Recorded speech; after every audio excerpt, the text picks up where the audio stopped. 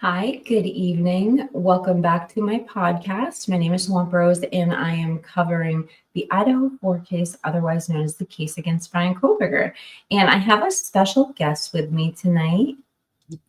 So if you could please welcome Trisha from Echoes of Clarity. Thank you for joining me, Trisha. Hey, everybody. And I'm not streaming this on mine, so I just told everybody to come over to yours.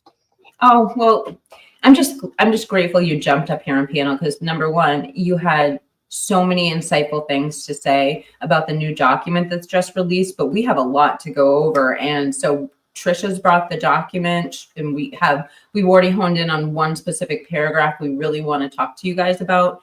But even as breathtaking as the new information that we just received, there was also a really there's a huge interview tonight where one of the murder victim's parents, Steve Gonzalez, went live on YouTube. And I do feel there were a couple pieces of information that I wanted to go over in that interview, and you watched it as well. Before I even get into questions, could I have your initial thoughts on the interview? I think the interview is, look, I respect all these parents. There is my opinion of what goes on with that is they're being lied to by the state. I think that it is really the way Steve feels, and I think that I don't attack him because what he's being told, he didn't make up. He's being told this stuff, and this stuff that was told to him about his daughter is awful and sickening, and I could not imagine. People have different opinions. Just because I don't agree with the narrative that they agree with does not mean that I'm against them or hate those kids, because their pictures hang up beside my kids' pictures. And believe me, I get enough messages from them. They are not gone. They may not be here in the same physical way, but they know what's going on. And I love them as much as I could love them. I mean, I don't know them personally, but I feel like all of us love them, and I just want true justice for them. Whatever that true justice is, if they prove that Brian did this, fine. Okay, but whatever true justice is, that's what I want for the parents, for the kids, for all of them. So that I think it was fine that he does his interviews. I mean, I think it's his right to talk about his kid. I think it's his right to say whatever he's going to say. People don't have to listen. I don't think it's right that they're being lied to, but, he still has a right to talk about his kid and do, how he wants to do and how he thinks it's appropriate to handle it. It's interesting you say that. Like one of the initial subjects that he brought up, and it just kind of echoes what you're saying, he was talking about what he thought of the gag order. And I didn't know this, but initially what a gag order was, let me take down this comment. Initially what a gag order was for apparently was the attorneys that were, this is like from the 1800s, the attorneys that were defending like coal miners and whatnot, these lawsuits they were bringing against the employers, they would try to shut them up from talking to the local papers and riling people up ahead of the case. And they've got a point. This is a dated law. And the only time you would see a case sealed like this is like I would believe for like a national security issue. So I thought that was a good point. And about the gag order they brought up. Another thing, just moving right along, a couple things I wanted to talk about in the interview was they talked a little bit about, was Kaylee actually living there? And it was a really interesting interaction. I don't know if we got a solid answer, but essentially what he said is she wasn't moved out, but she was spending most of her time over at their house. And it had a lot to do with seasonally, there wasn't a seasonal influx where they're from. I believe it's in Rostrom, but there's a seasonal influx of like, work in Moscow. So it was easier for them to pick up shifts, but we didn't really get a clear answer to that. One thing that he did say that I thought was interesting is they touched on whether there was a fight at Sigma Chi that night. And so Steve was saying that's a lot of rumor, but in the midst that he said that wasn't confirmed and that was rumor, but in the midst of that exchange, it seemed like he confirmed there was a dance. Did anyone hear him? Was he confirming there was a Betty Ball? I mean, because I know that was like a debate we've had for a long time. What did you hear, Trisha? Did you glean any insight from that interaction regarding whether Kaylee was living there? And I'm not sure what's going on with that. I think there was some confusion that he may not have known. Okay, listen, when you're Kaylee's age, she may have come home and said, I'm just coming here to stay a couple of weeks, la, la, la, la. Like she may have brought some of her stuff home because she was pissed off about something or even scared, and then decided she was going back and took all of her stuff, and they really didn't know why. Because I know when at that age, you do things like, and that could be important, but that may not be the most important thing. You know what I mean? Like, so he may not have an exact answer. Maybe he didn't know exactly what she was going to do because he can just go by what she had said. So like that. Now, was she nervous about something or scared about something? That could be. Also, everybody, like when someone passes, a lot of times, we all do this, we're human. We regret the way some things happen. So everything in Kaylee's family, I'm not saying it was or it wasn't, in my opinion, and I don't know which way it was. I'm just saying there could have been other things going on where people were feuding or something, and they're not going to talk about this after a tragedy. So there could be a whole lot of different things going on. And I just know this because everybody in my family has died. And every time somebody died, there was always some crazy stuff going on in my family with this person or that person. And nobody talked about it sometimes ever again after a tragedy happens. So I didn't really get a good answer. As far as the Debbie Ball, I think I've looked that up and that was that night. But we should be able to verify that anyway because there should be some kind of record of it. But from what I got from him is, yes, there was, but I'm not, I can't guarantee. I wasn't at the college, but there should be a way to look that up. The pictures that I've saw, I think had the date on it from the 12th. So as far as we know, I think Ethan's steps, half sister and them said that he was at that dance as well. So I don't know. And see, I don't know the thing about Kaylee and all of that. I'm not saying there wasn't an interview. I'm saying I've heard that, but I can't remember. I know there's people say it's in an interview about her mom saying she was supposed to be Dylan's +1 or whatever. But yeah, I don't remember where I even heard that from first. I don't remember seeing an interview about it. So I'm not sure. And that could be why she was in Moscow. But what her mom said on that interview is she wanted to show Maddie her vehicle. So I'm not sure though, because there's been a couple of different stories.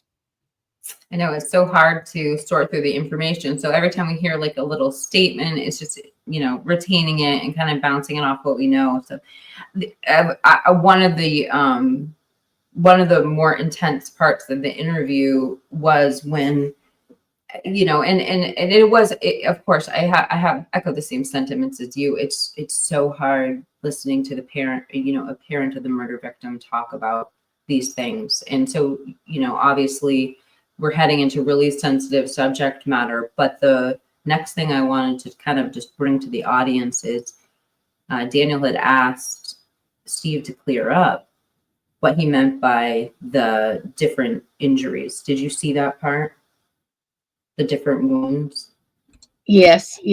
And then, yes, about where I'm saying allegedly, I'm not saying Steve is lying. I'm just saying allegedly because I don't know where Kaylee had gotten punched or whatever. And that could be y'all too. If she fought, that probably, you know what I'm saying? Like and people, I do know everybody wants to know the connection there has to be because it's personal. Y'all, if this had to do with somebody's money or somebody's anything like that, or if these people have a habit of doing this, have done this before, they get passionate about what they're doing and passionate about their money too, or money that could be lost. So It doesn't have to be an ex-boyfriend or a friend like that. They don't have to personally know the person. When he, like, people get enraged for different reasons. I'm just saying. Yeah, I mean, so I don't know if I got, so he says that he was saying he got the info from Kathy Mabbitt, and he was saying, I couldn't understand if he was saying that there weren't different types of injury. Like, we were thinking of wounds, you know, but he was talking about, like, she had been punched in the face. So I don't know if that means there's like different, I don't know if that means that there's different stab wounds or what, but it was interesting to get a little bit of clarity on that. I'm sorry, I lost my train of thought. What I was going to say is, one of the things that I was going to see if Daniel would follow up and ask, because they were talking about the crime scene on the 3rd floor.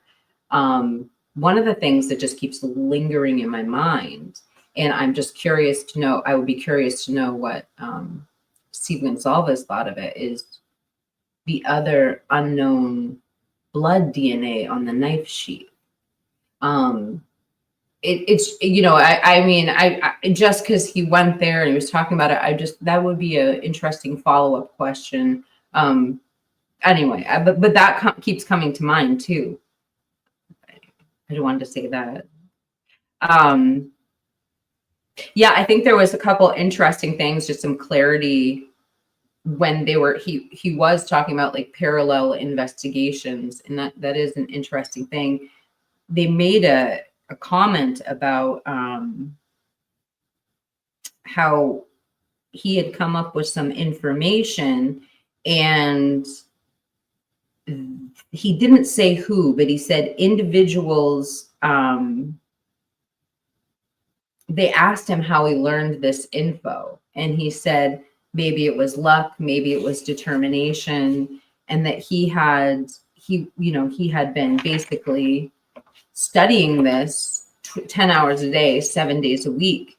And I just think one of the things that I thought maybe, and again, I don't know, this is all, you know, we're not getting this from an official source. It's just another human who's been through a tragedy, you know, giving their best accounts of the information. But he made a comment about how somebody approached him because of doing this. And I'm wondering, he started talking about the grand jury too. I wonder if, was he confirming that he was about to talk to a grand jury member? I don't know. It just kind of sounded like that. I don't know if you had your take on that. That was a long way of saying it. Sorry, guys. Yeah, I mean, I think that some of that, like, everybody's like, the texts were all fake. We've come to see that I don't think all of that was fake. I don't blame him, because any parent, my mama would be in jail. So I don't blame him, because he wasn't getting the answers he wanted. And that's what I'm saying. There's enough of Steve G that comes out with like this parallel investigation or this or that makes me know that in the back of his mind, there's still some question. Okay. I think that he is wholeheartedly thinking that they have more evidence. Maybe they do. I don't see it, but I could be wrong. I'm not right about everything, but I think that he really thinks there's more. Like I said, the stuff that he said was not something he made up. Somebody told him this. He did not make up that Brian touched the Wi-Fi or all this kind of, why would he even do that? That's stupid. It's his kid. I don't go down the route if he had anything to do with, I don't think any of the parents did like that. I just do not. And I will never, I don't entertain any of that. I think they're all grieving parents, and we don't get to choose how people grieve. There are things that he did that we know was not right. I'm sure he knows. So, you know, I'm not taking up for that. I'm just saying that I would probably, I don't know, my mama would have burnt the town down. I'm just telling y'all. So my mama would have went to Dylan and Bethany, screw any kind of police, any kind of anything. She would have went and found them and questioned them herself, not go through anybody else. But that's just would have been what happened. That probably is not right to do. I'm saying though, my mom was crazy. So that if I try to think about what my mama would do, I mean, I just don't know. I don't know what I'd do if it was me. I would be under the jet. Like, I don't know. He's had more hold back than I have or would have been able to, because I would lose my crap. And like I said, I say this, when Kaylee's mama, because I watched the woman that literally pounded her fist on the counter saying that she just wanted the world to stop. Her kid's not here. Like, I felt that. Cried with her. I felt that.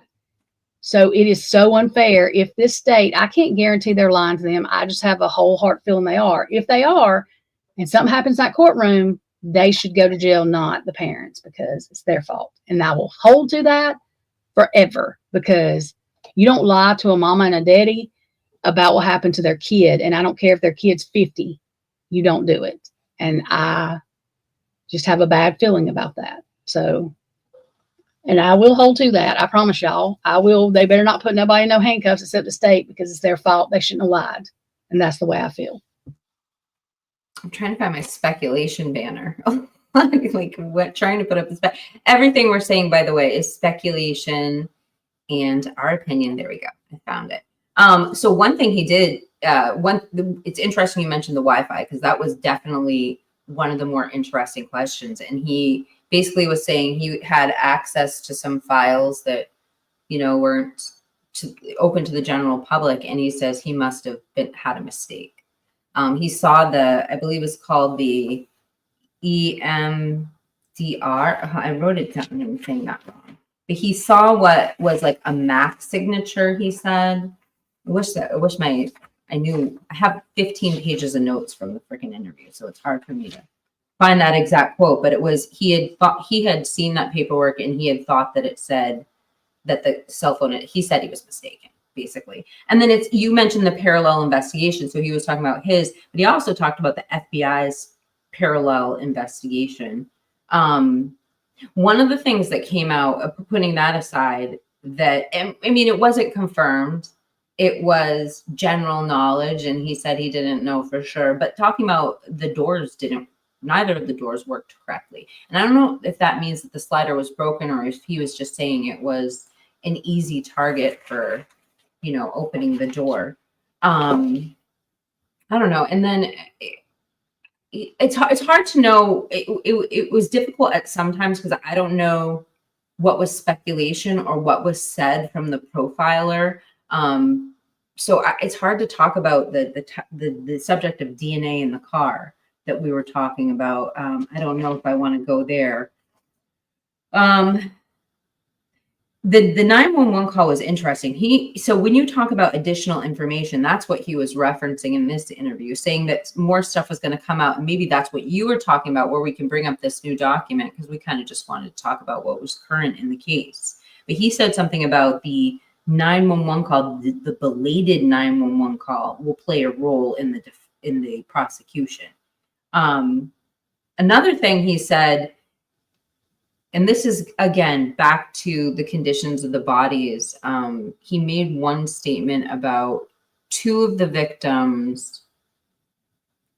And again, this is like trigger warning. They essentially drowned in their own blood. The blood pool. They were on their backs.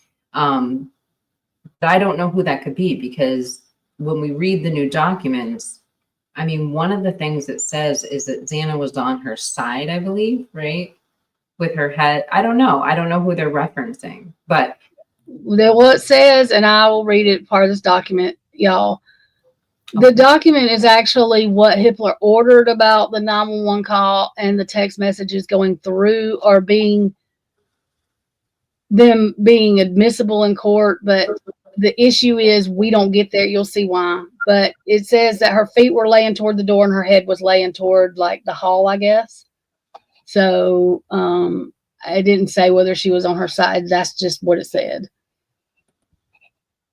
They're I mean, just on the same subject, if you do have a slider, they are really dangerous. Like, I used to think if you put one of those security bars in, you were protected, but I don't know. I apparently they're very easy to break into. So everybody be careful.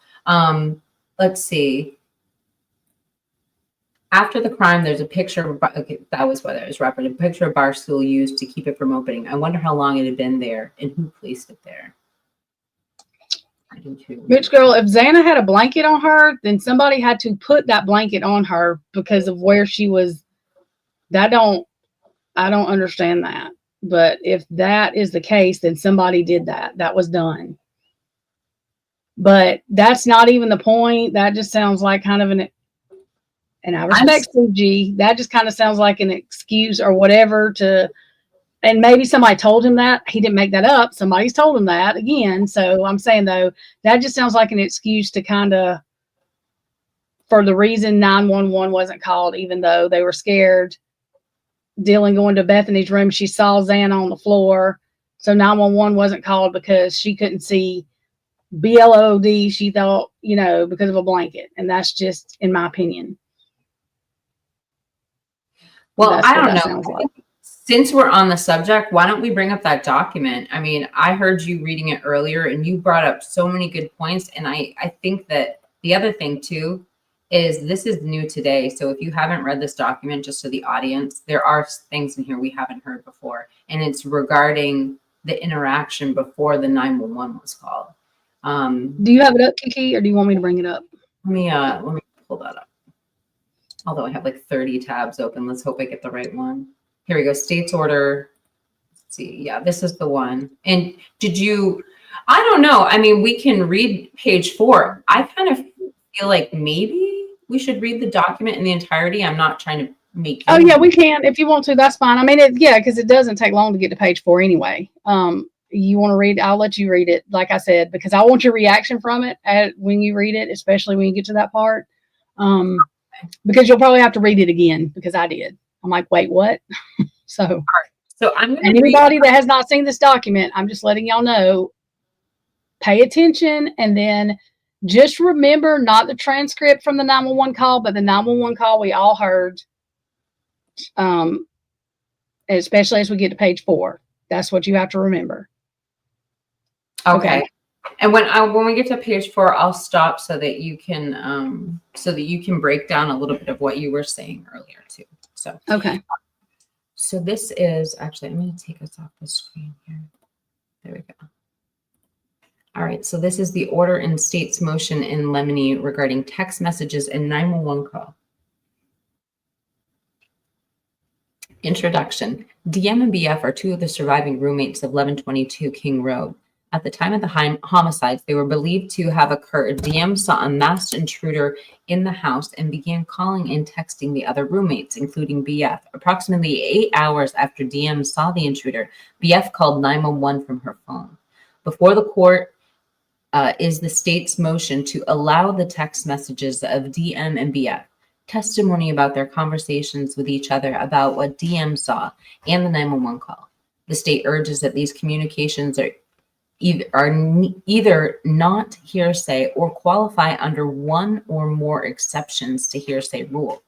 It also asks that the transcript of the 911 call be provided to a jury to view while listening to the audio. Defendant challenges several of the communications and objects to the use of the transcripts. Oral arguments in the motion was held on April 9th, 2025, after which the court took the matters under advisement. The court finds that some of the hearsay statements on the 911 call do not qualify under exceptions cited by the state and therefore must be redacted.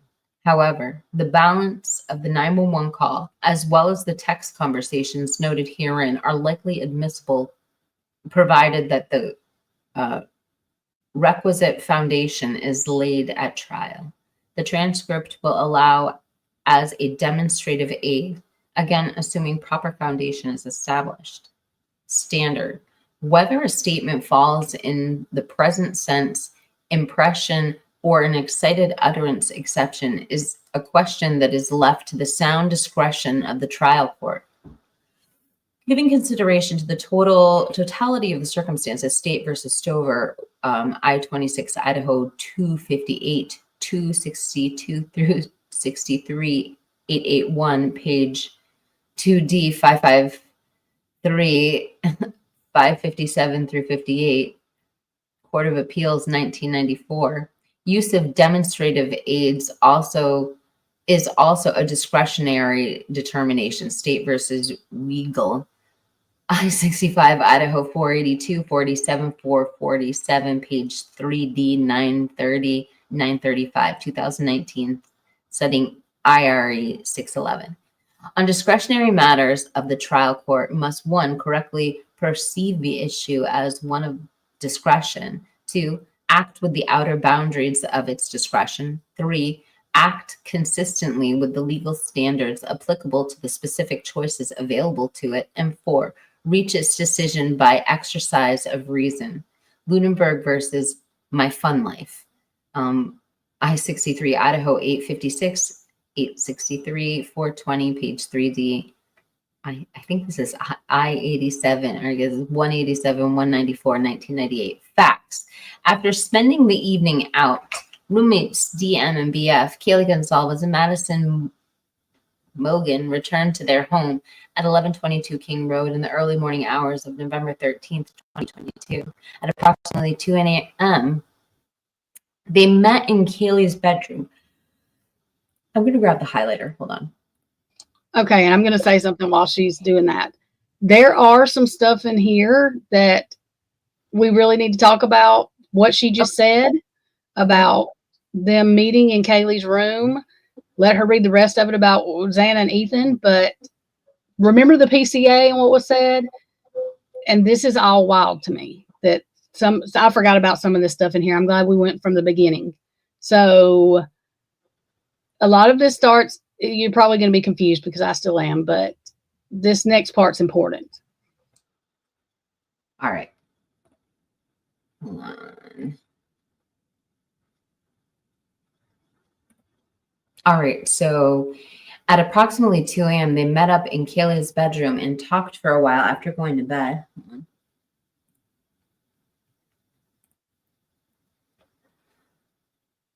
All right. The fifth roommate, Xana Cornodal, who was out with her boyfriend, Ethan Chapin, was not home yet. The roommates debated going to the food truck for a late snack, prompting DM to send text messages at 2:10 to an Uber driver she knew to see if he was driving. Exhibit D1. Ultimately, however, the girls decided to just go to bed at approximately 4 a.m.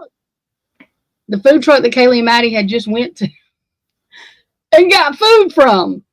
And where was Xana and Ethan? Because remember, I thought they got home when Bethany did, but Bethany, Dylan, Kaylee, and Maddie are in Kaylee and Maddie's room talking is what this is. I guess what Hippler is saying is this is what Dylan and Bethany said. Yeah, I don't know, Angel. That's what I'm saying. A lot of this is confusing because where did this come from? Because this is the first time I've heard of this. What about you, Kiki? Well, this is definitely the first time. So I'm trying to equate this in my head. So if at 2 a.m. they were in Kaylee's room, so Kaylee got back at approximately 1:56, right? Why can't I freaking type tonight? Okay. She gets back at 1:56. I'm just trying to get a timeline here. Yeah, and so they had just eaten. So now they're up in Kaylee's room debating getting more food. Ethan and Xana, the roommates debated whether going to the food truck for a late night snack, prompting DM to send a text at 2:10 to the Uber driver, she said. Okay. Approximately 4 a.m., DM heard strange noises and crying coming from the bathroom. And I mean, we heard this testimony, but it's riveting seeing it in person. So at approximately 4 a.m., DM heard crying from the bathroom. She opened the door at that point and saw a man dressed in black with a ski mask on walking by her bedroom door. She then placed calls and texts to her roommates to see if they were awake. Only BF, who resided on the ground floor, answered. They spoke once for 24 seconds, during which DM and BF, she thought she heard something. They spoke again, and a minute for 41 seconds when DM told BF she saw a man in a ski mask leaving the house. They then exchanged the following messages between 4:22 and 4:26 a.m. So Dylan to Bethany. No one is answering. Dylan to Bethany. I'm RLLY confused RN. DM to Kaylee. Kaylee. DM to Bethany. What's going on? Bethany to Dylan. Yeah, dude. WTF. Bethany to Dylan. Xana was wearing all black. Dylan to Bethany. I'm freaking out, RN. DM to Bethany. No, it's like a ski mask almost. Bethany to DM. STFU. BF to DM. Actually. DM to BF. Like he had SOEMTBINF over his head with a little RD mouth. DM and BF. Bethans, I'm not kidding. I'm so freaked out. Bethany to DM. So am I. DM to BF. My phone is going to die. Fuck. BF to DM. Come to my room. BF to DM. Run. BF to DM. Down here. DM to BF. I'm SCRWD though. BF to DM. Yeah, I don't know. But it's better than being alone. Did you want to talk about, I mean, do you have something you want to add to this portion of the exchange? Well, there's stuff missing from that because I think, in my opinion, because right here where they're talking about this mask, something is missing from their conversation because that don't make any sense. Like, I'm not sure how they, or maybe it's just me. Maybe I'm stupid, but where she's talking about, okay, yeah, dude. And then she says Xana was wearing all black. But then, okay, it says, no, it's like a ski. What? I'm freaking out. No, it's like a ski mask. What do you mean it's like, what? I don't know what she's answering right there because nobody's talking about, unless she's talking about Dylan. I mean, Xana wearing all black, but they weren't talking about a mask. So I'm not sure. Maybe she was nervous, something. I don't know. But they start talking about this, and I'm like, what the hell? I mean, I would go far as to say that something is redacted or left out of this. I mean, there's almost no question to me about that when I read that. And they're all saying for us to not stop right there. We got to read more. Yeah, because it gets better. Well, I mean, it's not really better like this. I'll tell y'all when we're done. But anyways, the better is truth somewhere is coming out, but it's just crazy. Yeah. Every single time I look at a new document, Trisha, there is like something else that just, my jaw seems to hit the floor. Just things we never found out. We've always wanted to know a little more about. Okay, let me keep going. Exhibit D1. During the foregoing exchange, DM also attempted to contact Ethan Chapin through Snapchat. Back to the Snapchats. ID GJ Trans at 1816 through 21. She again tried calling Kaylee and Xana, but neither responded. Exhibit D1 GJ. I don't know what this transcript, I guess, 8. Yes, transcript. It's a grand jury transcript that they're using. Oh, thank you. I'm like, what is that? Let me read it correctly now. Responded to Exhibit D1 grand jury transcript at 182 4 through 15. DM then cited her, exited her room and began running towards BF's bedroom. On her way, she noticed Xana lying on the floor of the bedroom with her head towards the wall and her feet towards the door. DM thought Xana was drunk. Grand jury transcript. Once DM arrived to BF's room, they locked the door and they made additional unanswered calls to the roommates. At 4:32 a.m., DM again texts Kaylee, please answer. And then I'm just going to read the footnote here. BF testified that her recollection of the content of these 2 phone calls before the grand jury, however, DM could not recall specifics about what was said.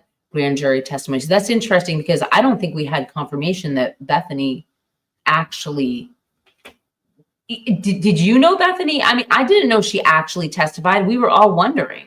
I didn't know she actually did. Kiki, can you make that a little bigger? So they're asking in the chat if you can make that a little bigger. Okay. I will, but I I mean, figured she did, but the thing, okay, this is, and I'm not, okay, so let me clarify what I'm saying about DM. I don't think DM made any of this stuff up. I think she's being narrated to say this. And the fact that she couldn't remember, but Bethany could, like a lot of times you don't remember when something's not the truth, and you can remember when something is the truth. And I'm not saying that I don't think DM made up all this stuff by herself. I do not. And I blame the adults that narrated this shit for her too, because it's not right to put a 19-year-old or 20-year-old in a position like that, period. So, but that's telling right there to me. I mean, I have to point out. Fix my freaking lighting there. I have to point out one thing that, like, I just until this document in chat, you tell me if I'm wrong, but until this document, we did not know if Bethany actually testified. Because remember, she was called by that when they asked her to go from Nevada to Utah, and there was that order saying, you know, you come to Utah, you're exempt, you know, we just need you here for your testimony. And then it was called off. And we heard it was because they were no longer doing the pretrial hearings. They had a grand jury to decide to indict. And Girl, they ain't going to Utah. They was going to Idaho. Oh my gosh. God, I'm sorry, guys. I'm an East Coast girl. It's so ignorant of me. I apologize. Anyway, let's keep going with I'm sorry to just, you know, break up the document like this, but it's so much to talk about. All right. So the second footnote on here, DM testified before the grand jury that Instagram is a text messaging app that is used by young adults to communicate. I'm sorry. I thought that was kind of cute. Let me start this full sentence so it's not broken up. Once DM arrived at BF's room, they locked the door and both made additional unanswered calls to the other roommates. At 4:32, DM again texted Kaylee, please answer. With no response, Exhibit D1, between 5 a.m. and 6:30 a.m., DM engaged in activity on her phone, primarily creating, editing, and deleting images and videos. Her phone activity then ceased until 8 a.m. when DM accessed Instagram for a few minutes. At 10 a.m., DM again accessed Instagram and communicated over Snapchat. Jesus. Wait, so hold on a second. The Snapchat started again at 10:23. What started at 8:05? DM access Instagram for a few minutes. Okay. I'm just bouncing it off, you know, like early rumors and stuff. Where was I? Okay. At 10:23, she texted Madison asking, are you up? Oh my God. She received no response. DM continued to access Instagram and Snapchat until 11:29 when she texted Kaylee, are you up? Again, there was no response, which DM thought was strange because Kaylee and Madison were early wakers. Grand jury testimony, 188:15 through 24. DM continued to access various social media sites, including checking Ethan and Xana's Snap map locations. Exhibit D1 grand jury testimony, 188:7 through 13. At approximately 11:40, DM's father texted her about scheduling time for a chat, to which DM responded. She also received two text messages from a person named Xana stating, bro, do you guys need me to come over and get you? Okay, Kiki, hang on right there. So there's a couple of things right here. First of all, whatever Dylan and her dad were talking about that's been erased, Ann Taylor hired a forensic, I don't know what they call them, data expert, retrieving data that does military stuff. Okay, so this is a special, like, this is a special specialist, like, I guess you call it. Okay, so there's something there that she needs to get off there. Okay. The other thing is Jenna text. We know that Jenna and Bethany had been texting before, but out of the blue, Jenna just texts, bro, and you guys need me to come get you? What could have been told to her? What did Bethany tell her that made her send? I guess Bethany wasn't answering her back fast enough is the only thing I can, and we're having to assume here, y'all. All this is alleged. I was not there. We were not there. We're just having to put it in the way we can. Common sense, the way we can use it, that still doesn't mean that's the way this happened, but she's asking, do you guys need me to come get you? So what was told to her? Why would she ask that? She didn't just send Dylan a text to ask that or DM a text to ask that. There was something that triggered that. And Jenna, in case people don't know, that is Bethany's boyfriend. Well, I don't know if it's still her boyfriend. Allegedly at the time, her boyfriend's sister. It's Bethany's best friend too, allegedly, is what we know. So that is a little, and y'all remember, again, we're fixing to get to the part that I was talking about. I need you to remember two things. The Judge Hippler wrote this. This is not from the defense. It's not from the state. This is Judge Hippler wrote this.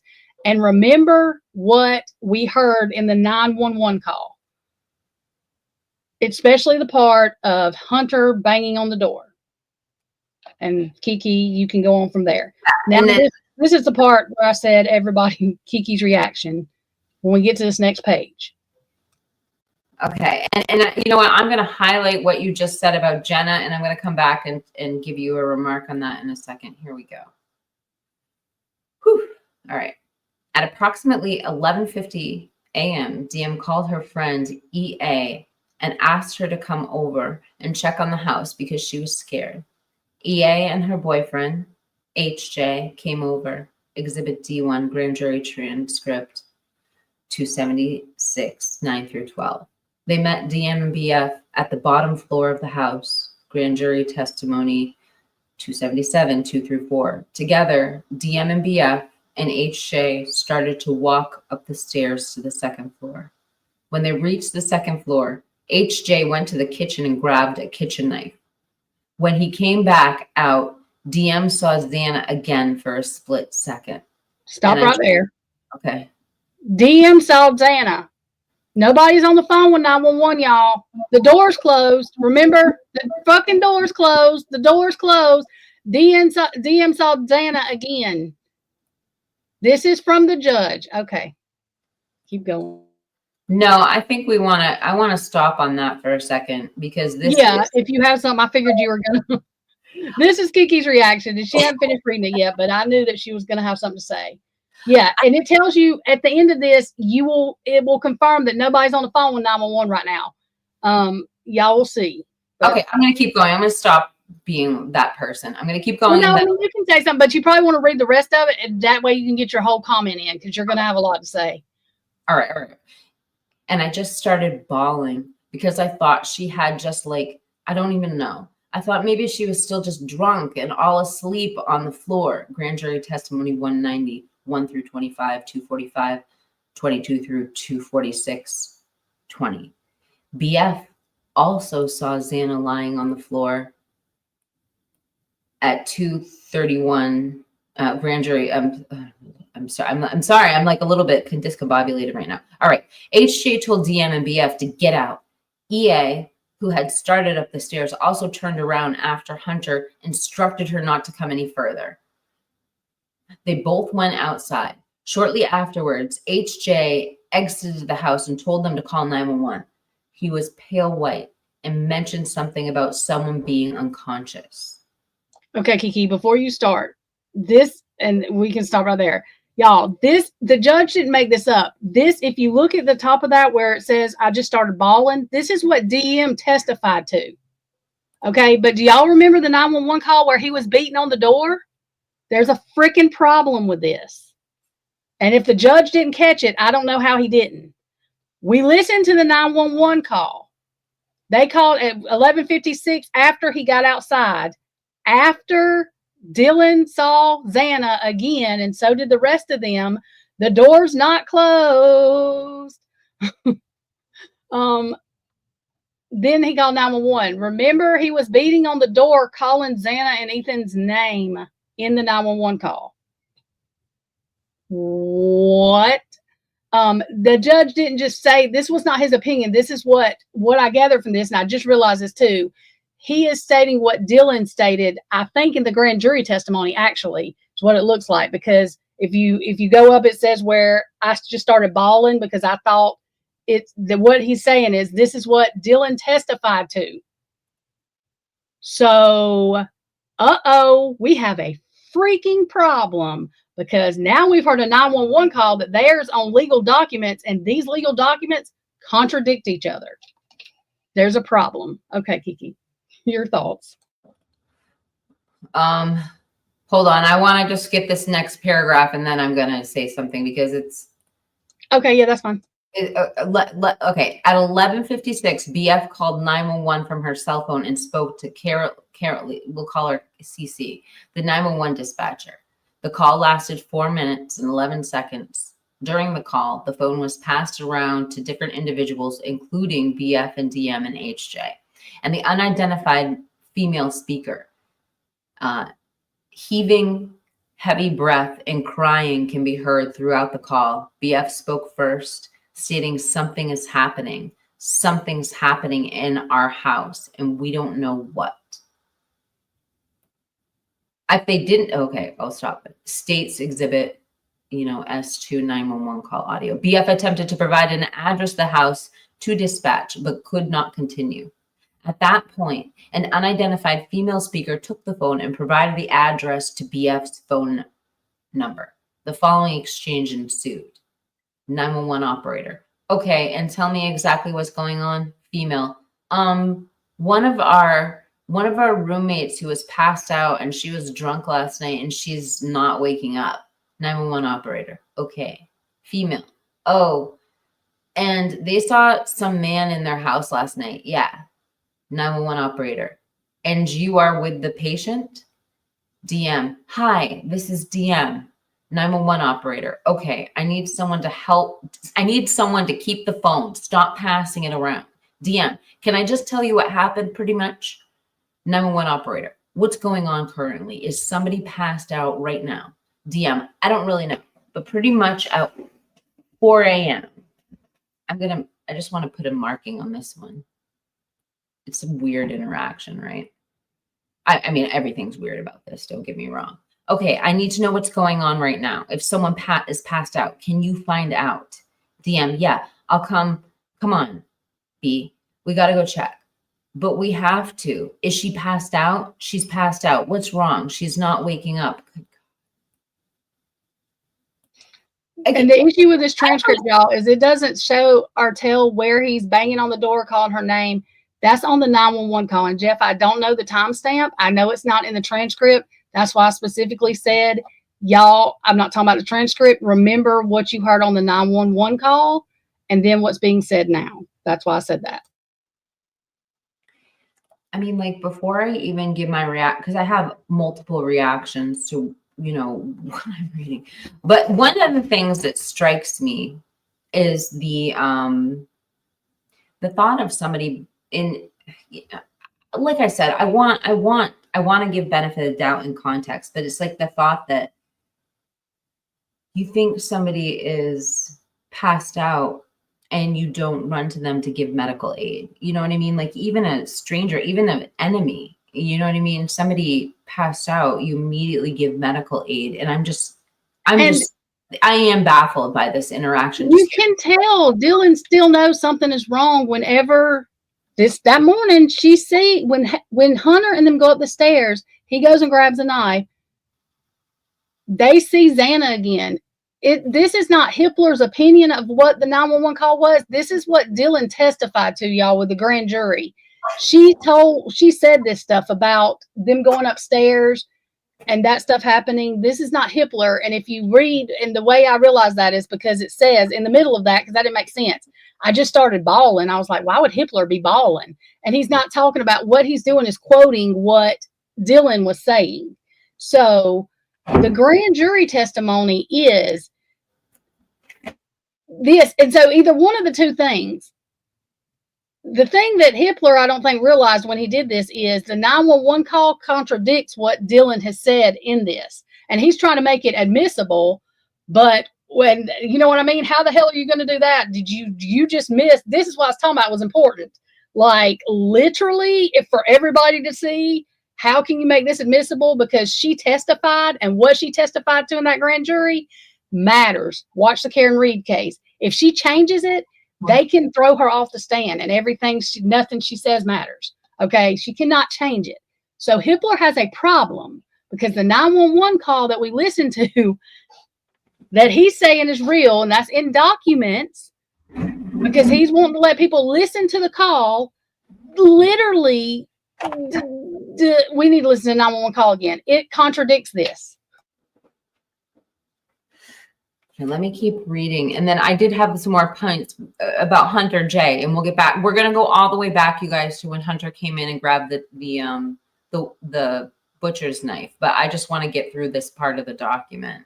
I want to get through. Yeah, this is like a 25-page document, but this part gives everything about the 911 call. And then next, after that, Hunter J says, Xana. DM then informed dispatch that Xana was 20 years old. At that point, Hunter J took the phone. Dispatch asked him if she was breathing, to which Hunter J answered no. Law enforcement arrived at that point after confirming with DM that the responding officer had a defibrillator. Dispatch ended the call. Later at approximately 1:04 p.m. that day, DM received a vandal alert regarding the homicide and the analysis. Do you want to maybe read through can you see that okay on your side? Yeah, I can. Yeah, I can. I will read through it. Yeah, you want to read the analysis while I got to the comments? Yes. This is analysis. The state seeks to admit DM and BF's phone records for November 13th, 2022, including call records and text messages, as well as illicit testimony by DM and BF regarding their communications with each other on November 13th, 2022, that they testified to before the grand jury. The state also seeks to admit the 911 call and the official transcript thereof. The state argues these records and communication are not hearsay, or are they expected from hearsay, as that's supposed to say excited utterances or present sense impressions. Defendant objects, arguing that apart from HJ's statement to 911 that Xana was not breathing, the exceptions do not apply to the hearsay statements. The court finds the bulk of the statements are likely admissible, with 3 exceptions of the statements made during the 911 call. Hearsay is out. Do you want me to go ahead and read that, or? Yeah, well, I'm just curious, what statements would they have left out from the 911 call? You know what I mean? Like, you think the entire thing would have to be in its totality. The whole thing I'm saying is, if he listens to this 911 call and then looks at this transcript and looks at what Dylan testified to, in the 911 call, Hunter is telling them to get out. Dylan testifies that all of this happened before, and then Hunter come downstairs and told them to call 911 and was pale. So I don't understand how this can be admissible, because it's 2 different freaking things going on. Do you see what I'm saying? Like, you can't have it both ways. This couldn't have been on the 911 call if it wasn't. Maybe Dylan testified to it wrong, but that's going to mess it up if he lets this. I'm confused about how this could go in, because there's a problem here, is what I'm saying. Because what Dylan testified to at the grand jury is what she's going to have to stay to. Well, guess what? It's shown that it's not true. That's not what happened, because the 911 call, or the 911 calls fake. Which is it? It can't be both. I mean, it can't be both, y'all. It can't be. That's my problem. Okay, let me get through a little bit more of this. I don't know. I think we should read this entire document. Yeah, go ahead. Yeah, we can. All right. Let me, where did we leave off? Right there where it said hearsay is out of court. All right. Do you want to keep going, or do you want me to? It don't matter. If you want to read, you can. Yeah. All right, let's see.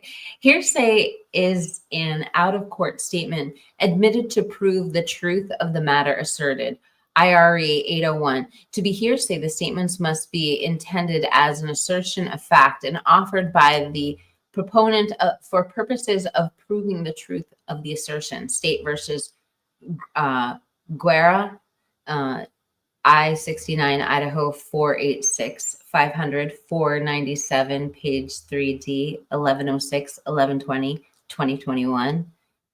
Citations omitted. If the statement is hearsay to be admitted, it must fall under an exception. Hearsay statements on a 911 call can typically be admitted into evidence under either the public record or business record exceptions to hearsay rule. I'm not going to do the citations, or this will take for a long time. However, because citizens who call 911 are not under any duty to report, and that's interesting. You know what? That is the first time I've heard that. I was always curious if there was some criminal aspect to not calling 911, and they're saying there is no duty to report. A recorded statement by a citizen must satisfy a separate hearsay exception. Typically, these exceptions include the present sense impression, exceptions to the citation utterance exception, and let's see, the present sense impression exception authorizes the admission of hearsay if it is a statement describing or explaining the event or condition made while or admittedly after the declaration preceded it. The rationale justifying the exception is that the immediacy of the statement offers no opportunity for fabrication.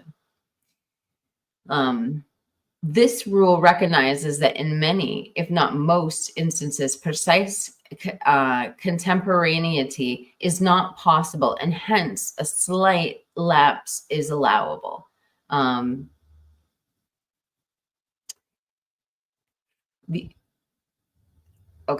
The Idaho Supreme Court observed the time lapses as short as 45 minutes have been considered too long to invoke protection of exception.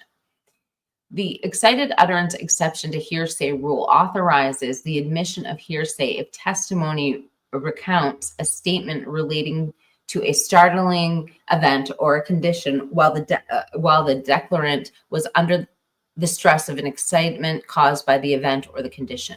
To fall within the excited utterance exception, there must be a startling event that renders inoperative the normal reflective thought process of the observer. And two, the declarant's statement must be a spontaneous reaction to the event rather than the result of a reflective thought.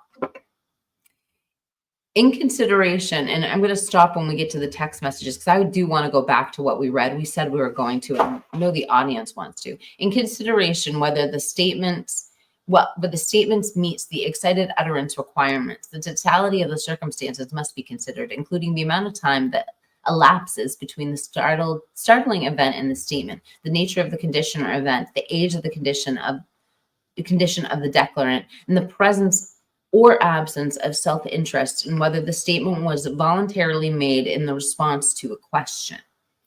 There is no bright lined rule as to the allowable time span between the event and the statement, and one likely should not be drawn. As with the present sense impression exception, the rationale underlining an excited utterance exception is the special reliability which is regarded as furnished by the excitement suspending the declarant's powers of reflection and fabrication. So they're saying that because of the time frame, there's no way, somebody could think of, there's no time to come up with a story. I would say the counter argument to that, if we were to look at both sides, is, people saying that this is a staged event or then it would be a planned thing. So I understand why they're allowing it, but in an alternative suspect, when we know the defense is going to be going with an alternative suspect defense, they're probably going to say that something was fabricated in this. I don't know. What are your thoughts? I mean, and Jeff, this is what I'm trying to explain to you because Jeff don't understand. I'm not saying that Dylan was not upset and that's why she testified the way she did. What I'm saying is it's going to be the state's bad if they let this 911 call play, and her testimony is that before the 911 call that all this stuff happened, Hunter told them to get back downstairs, because on the 911 call itself, Hunter is telling them to get downstairs. So it cannot be both. And whatever she testified to at the grand jury is locked in. If it gets changed, I can't remember what they throw them out for. It's not perjury, it's something else. But anyways, I don't remember what it's called. But the thing is, what I'm saying is Hippler either does not realize what he's done yet, or he can't, because you can't allow the 911 call in, the transcript, and Dylan's testimony from the grand jury, which is already part of the exhibit, because it contradicts each other. Dylan testifies. The grand jury, the stuff we read on page 4 is what Dylan said at the grand jury testimony, that they started at the bottom of the stairs. They met Hunter and Emily downstairs. Emily didn't walk up, I guess, with them. They walked upstairs. Before he went into the room, I guess, Dylan saw Xana again. Okay. Nothing about the door being closed, because it can't be if she's halfway in the room and in the hall. Like, that's stupid. Okay.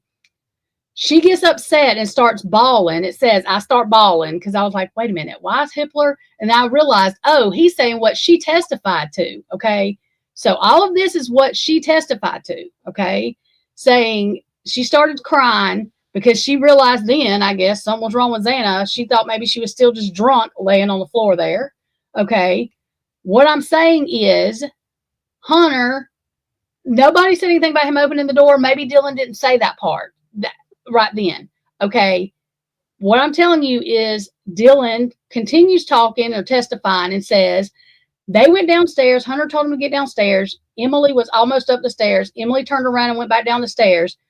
They went outside or whatever they did. Hunter come downstairs and was pale and told them to call 911, which means he already knows Xana's not breathing. Dylan, what do they need to go back upstairs for? And why is he beating on the door on the 911 call? Because he already sees. So what I'm saying is Dylan could have got confused, but if Hippler lets both of these in, I don't understand what you're not understanding, Jeff. It means that the 911 call is saying something, and what she testified to is saying something else. That's what that means. Okay, Kiki. I think that one of the questions that I always had about the 911 call, like one of the pieces of confusion that I always had, was I wasn't understanding if Hunter was coming up the stairs and seeing Xana around the corner and telling them to get back, or if he was going through the door. Apparently, after he grabbed a knife, he went over to, it didn't say whether he went into the room all the way, but whatever he saw, you know what I mean, with Xana, with whatever, he told them to get downstairs. But the issue is, like I'm saying, I'm not telling Jeff that Dylan's lying. What I'm saying is, we heard this on the 911 call. Dylan testified to them not even calling 911 yet. That Hunter told him to call 911 after he come back downstairs, after yelling at them, telling them to get back downstairs. Why would he tell them to get back downstairs again on the 911 call if they've already done this? So it's kind of like, which one come first? Is what Dylan testified to what happened, or is the 911 call fake? It's got to be one or the other. It can't be both. So either the 911 call is not real, or what Dylan is saying, that's not the way it happened. But the issue is she testified to it in the grand jury, and that matters. She can't change it. And while we're having this like really intense conversation, I wanted to bring up this comment by AZ, because he was saying that you said something about the survivors in the chat. You know, I've said from the beginning, and I try really hard to stay objective I just want to hear their story. I want to hear everything they have to say. You know, I felt like in court, I even heard from the prosecution when she was saying she heard someone or saw somebody running up and down the stairs, and hearing it dismissed. And I don't think anyone's here to disrespect anyone. We're here to sort through the answers. It's just none of it makes sense from the beginning. And AZ, what you're saying is correct. She could have. The problem is she testified. What she's testified to in the grand jury, she can't go to court now and say, oh, oops, I messed up. It wasn't like that. She cannot do that. Do you see what I'm saying? I am not saying she lied. What I'm saying to is that has been testified to. It under oath. She cannot change it, period. So if he allows that 911 call, the jury and everybody is going to see that, wait a minute, this is what she testified to, but this is how this is going. Okay. Do you understand what I'm saying now? We may need to listen to the 911 call again for people to understand, Kiki, because what I'm saying is she could have been upset. I'm not saying she went to the grand jury and lied on purpose. What I'm saying is she cannot change that testimony now. Nobody can. If she changes it, the state's going to look bad. Do y'all see what I'm saying? What do you mean? So, what are the words used that are problematic? Can you explain this to them, that the 911 call and Dylan's testimony are saying two different things? Like on the 911 call, we hear what Dylan is saying is going on, but Dylan testifies to the grand jury that he's not on the phone with 911 when this is going on. She says he calls when he gets downstairs. All of the Xana, Ethan calling name, all of that has already been done. Well, I'll tell you, the one thing that's clear to me, and doesn't mean that the situation makes sense to me. The one thing that's clear to me now that I couldn't quite understand is when they called 911, why everybody was freaking out. Because you remember all we knew was that she had seen Xana on her way down the night before. But we knew everybody was in a state of panic. And now we've heard she saw her again before the 911 call. So she's already saw her again to what she testified to anyway. This is what she testified to. If you read the document, before she saw Xana at 4 o'clock, and then she saw Xana again when they went upstairs, when Hunter Johnson got there and they went upstairs, she saw Xana again. He's not on the phone with 911 when this happened. That she said in the testimony. But if you listen to the 911 call, then, and Jeff, I don't know where the timestamps are. You're just going to have to listen to it again. You can hear Hunter Johnson banging on the dang door. I'm not the only one that heard it. So that doesn't make, I don't know which one's true, Jeff. I have no idea. I was not there. I was not there. I'm not God. I was not there. I have no flipping clue. That is my point. Oh my God, you cannot, if the judge lets that go in, the 911 call and her transcript, there's going to be a problem. And if you don't believe me, if this happens, watch and see what the problem is. Yeah, I don't know. I can't remember, y'all. I didn't write down the timestamps of this 911 call about the banging on the door, but I mean, that's why I just asked. Did I hear that? There was a bunch of other people. I think Nothing Half Assed said she remembers hearing it, where he was banging on the door, banging on something, shit. And I don't know which one come first. Dylan literally could have just been upset at the grand, nervous, and testified to it wrong. I'm not putting her down. What I'm saying is you can't change it. So if the 911 call is played and then her testimony is played, it contradicts each other as to what happened. That's the problem. Let's listen to the 911 call. And because Jeff's offering us the audio, thank you, Jeff. We appreciate you giving us permission. We'll definitely pull that up. And then we can all just hear for ourselves. Do we think that there's banging on the door? While I am pausing, just this natural pause, I want to just take a minute to say, if you could visit my friend Trisha's channel, that would be wonderful. She's got an awesome channel. She devotes mainly to all Idaho 4. And if we could if one of my mods could possibly post a link to her channel in the chat, I'd love if you guys checked out our channel and gave her a sub. And if you subscribe, please let her know that we sent you over there. But Trisha spends a lot of time. I go up on piano with Trisha, I don't know, probably like once a week, I would say. And yeah, just a friend to our community. So I just want to take a moment and just plug Trisha's channel if you could go visit her. And I'm going to pull up Jeff's channel now and get the 911 call. And yes, I don't know whether they're banging on something, y'all. I don't know if it's the door. The reason I'm saying the door is because that is what allegedly Hunter Johnson had told Christy, and Christy relayed that to Daniel at Drunk Turkey. That was a long time ago. So that's why I'm saying it was the door. Somebody was banging on something, and he was calling them. And like, that's what I'm saying. I'm not trying to say Dylan's wrong here or anything. I'm saying that you can't change your grand jury testimony. So him letting this 911 call in, well, let's just listen to it and we'll see, because it's confusing to me. All right, so, I have to click on the video first before I do this. There we go. Okay. So Jeff's channel, Jeff is Jeff_H_the_guitarist. If you could visit Jeff's channel, and if you do visit his channel, please let him know we sent you. Leave him a comment. And here we go. 4 minutes, you guys. 5 a.m. 42 seconds, November 13, 2022. 911 location of your emergency. Hi, something is happening. Something happened in our house. We don't know what. What is the address of the emergency? 1122.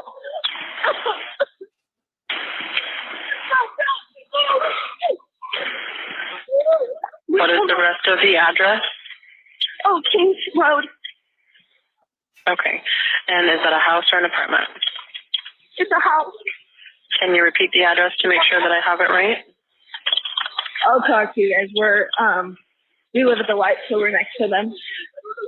I need someone to repeat the address for verification. The address, 1122 King Road. And what's the phone number that you're calling from? 3731.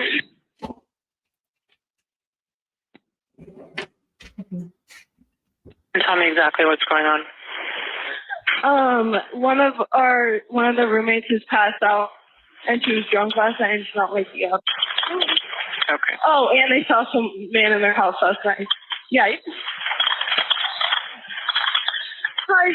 And are you with the patient? Okay, I need someone to keep the phone, stop passing it around. Can I just tell you what happened pretty much? What is going on currently? Is someone passed out right now? I don't really know, but pretty much at 4 a.m. Okay, I need to know what's going on right now if someone is passed out. Can you find that out? Yeah, I'll come. Come on, but we gotta go check. But we have to.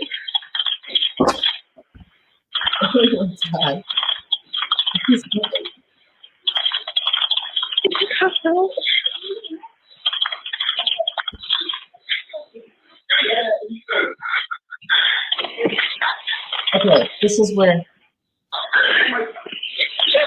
What's wrong? She's not waking up. Okay. That was that double knock. Is that what you're talking about? Let's listen. You guys Yeah. hear?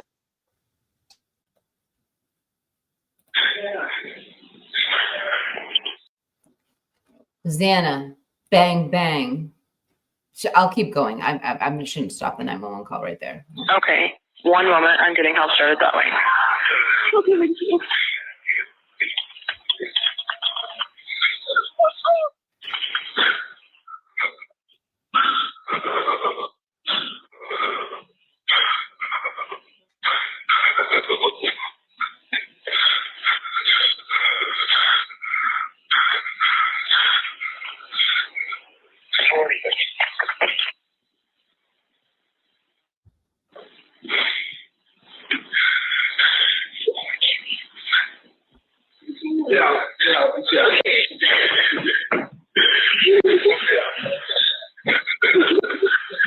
Okay, and how old is she?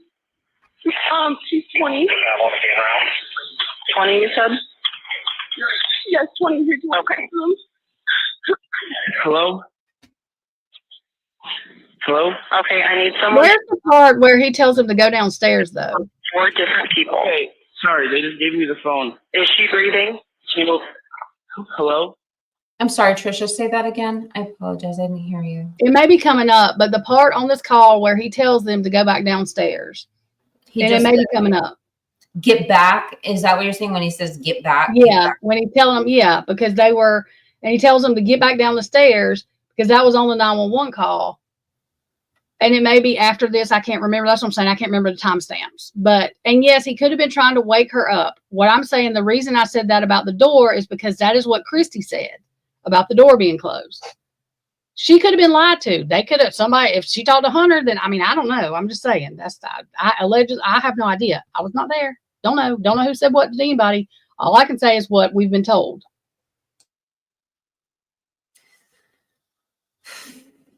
So if DM and if saw Xana twice in the room, how is the door closed? I mean, yeah, this is a really confusing part. And then we hear knocking.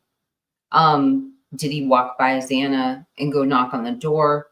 I don't know, but I mean, it's obvious because you're reading the transcript. It says they saw her again in the morning.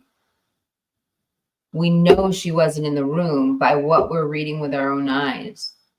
And then we heard I'm just trying to make sense of what we're hearing. It's not like Trisha and I aren't sitting here trying to create a conspiracy or make our own story or narrative. We're just literally trying to interpret what we're reading too. I also want to point that out. Like, really, we're just like the rest of you trying to break it down and give you the best visuals and documents we can to figure this out.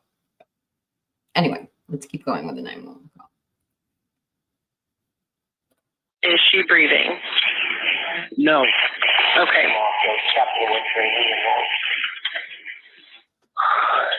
Becky, the line needs you to talk to them, okay? I can't talk to them. They need you to talk to them. Hello. Okay. I've already sent the ambulance and law enforcement. Stay on the line. If there is a defibrillator available, send someone to get it now and tell me when you have it. Say that again. There's a police here right now. Okay. If there is a defibrillator available, send someone to get it now and tell me when you have it. We don't have it. I think yes. Do you have a defibrillator? Yes, we have one. So are you talking to the officer? Yes. Okay, I'm going to let you go since he's there with you and can help you. Okay, thank you. Bye. Okay. Yeah, this is a different call than I heard too. This is a different one than I've heard too. That's what I'm saying. This is what I'm talking about.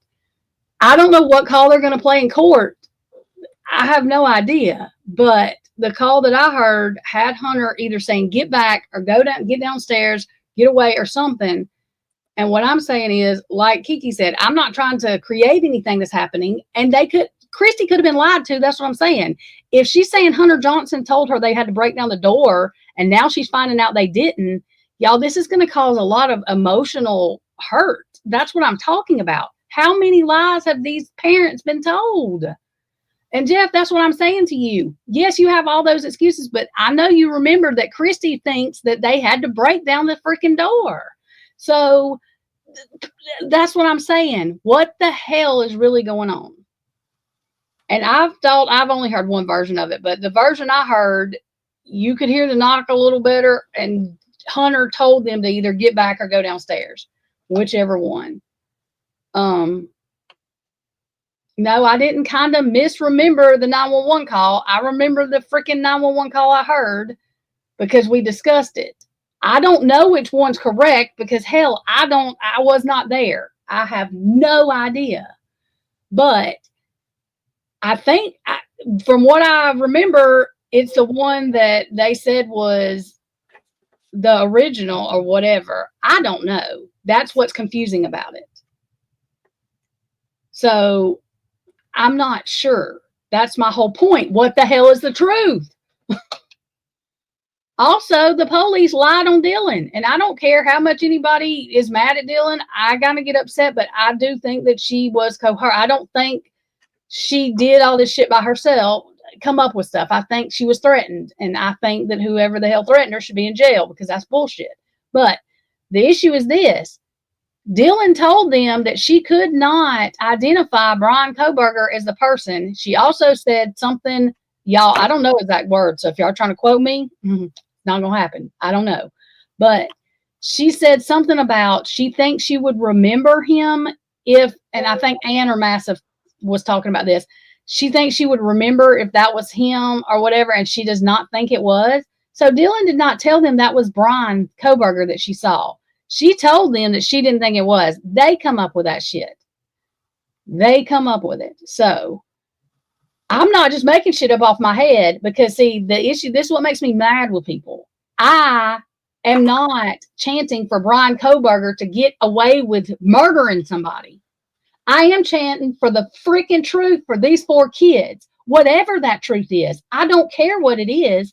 Whatever it is. 1 person, 20 people, 200 people, the whole fucking town. I don't care. Take them all. If that's who did it, I don't care. It does not matter. I want all of them.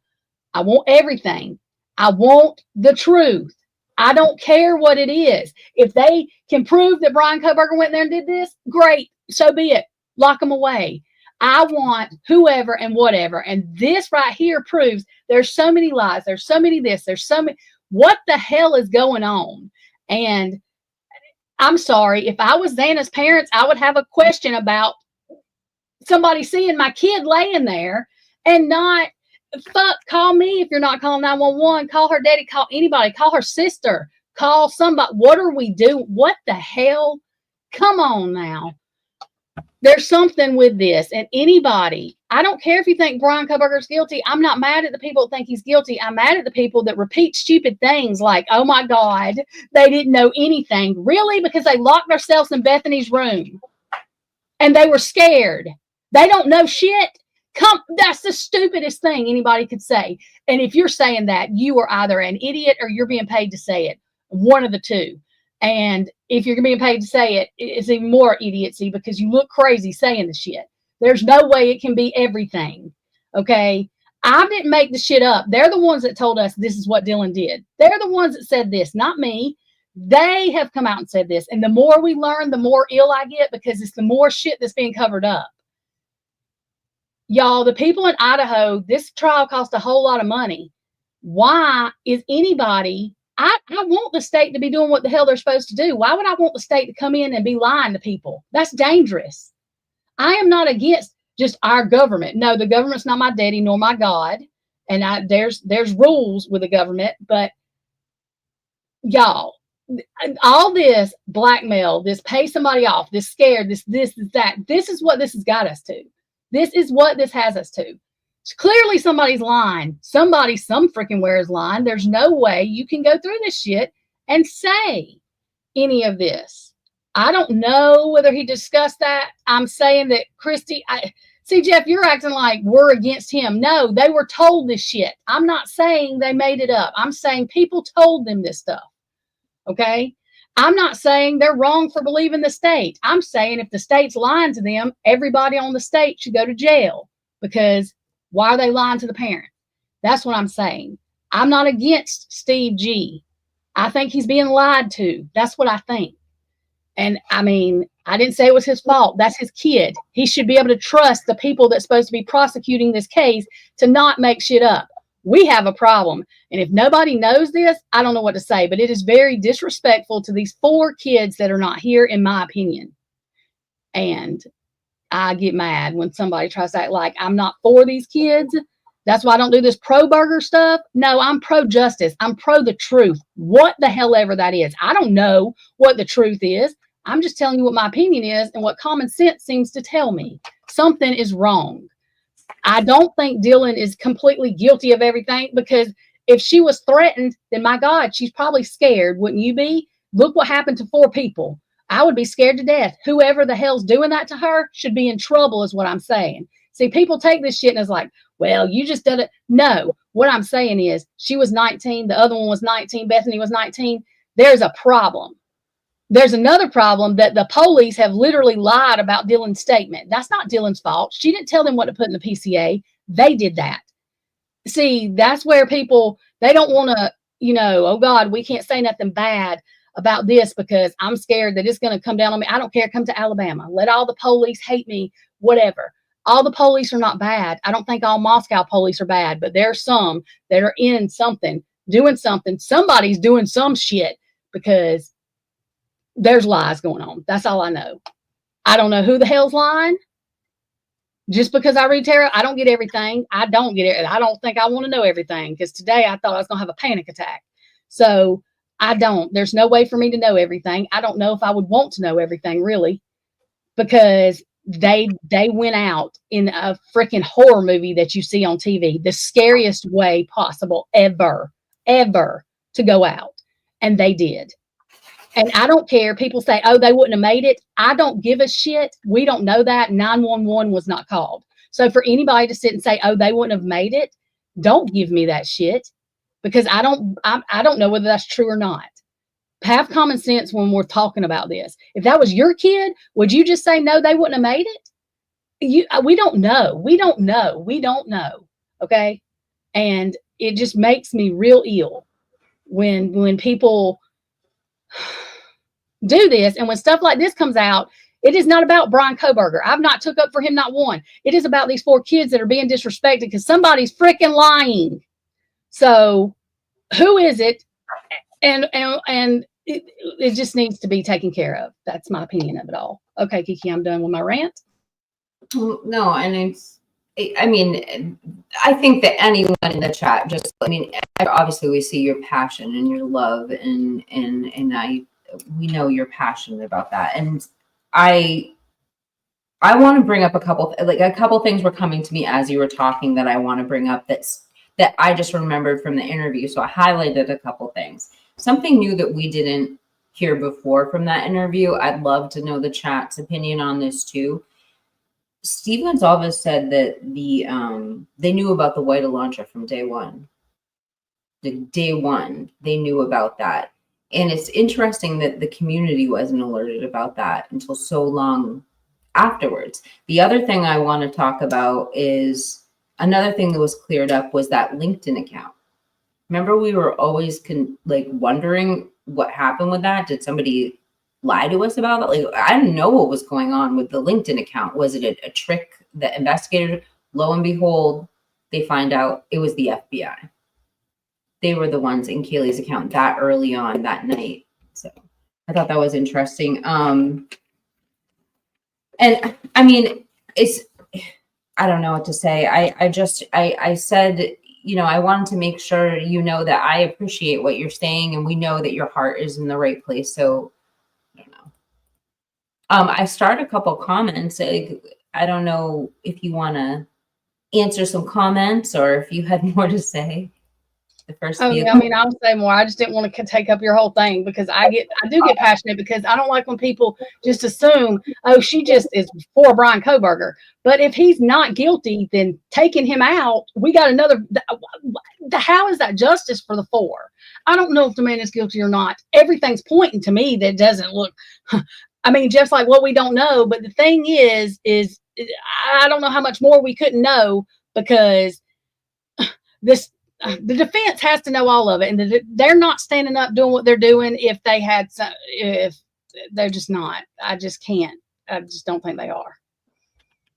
And yes, those docs were dropped today. Tanel, I'll share that doc again. We had it. Oh, oops. I was going to say we didn't even get through it. And Reasonable Doubt was saying, can we do question answers? Yes, please ask your questions. I did star a couple. Oh, one here. I wanted to bring this up from Babs. I brought this up earlier too. And again, it's just questions. It's not criticism. Just getting a clearer picture. That's all we're doing is objectively asking questions. But this is what I thought of too. So C Babs says, why would they ask for a defibrillator? Yeah, I couldn't figure out why. Narcan would be the way. And my thoughts were there too. Like the thought of seeing someone on the ground in distress.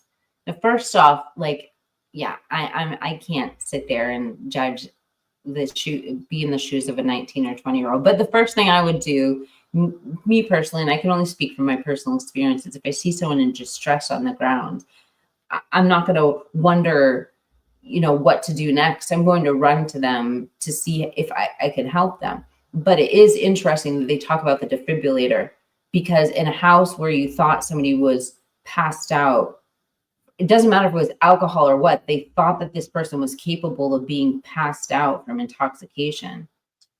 I would think Narcan too. I'm just curious. I'm just curious. It's not.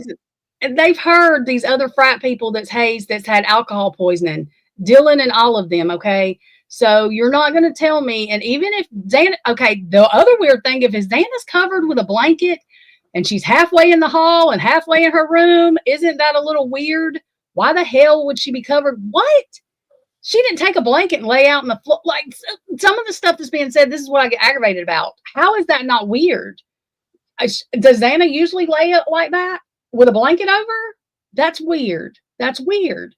But if your friend is laying in the floor, you don't know if they have alcohol poisoning. Y'all, these kids have heard about alcohol poisoning with these fraternities because they're involved in these fraternities and sororities and all that. So they know that if somebody's laid out, they can't just leave them. Also, they know with the DRUGS that is of today, you don't do that, okay?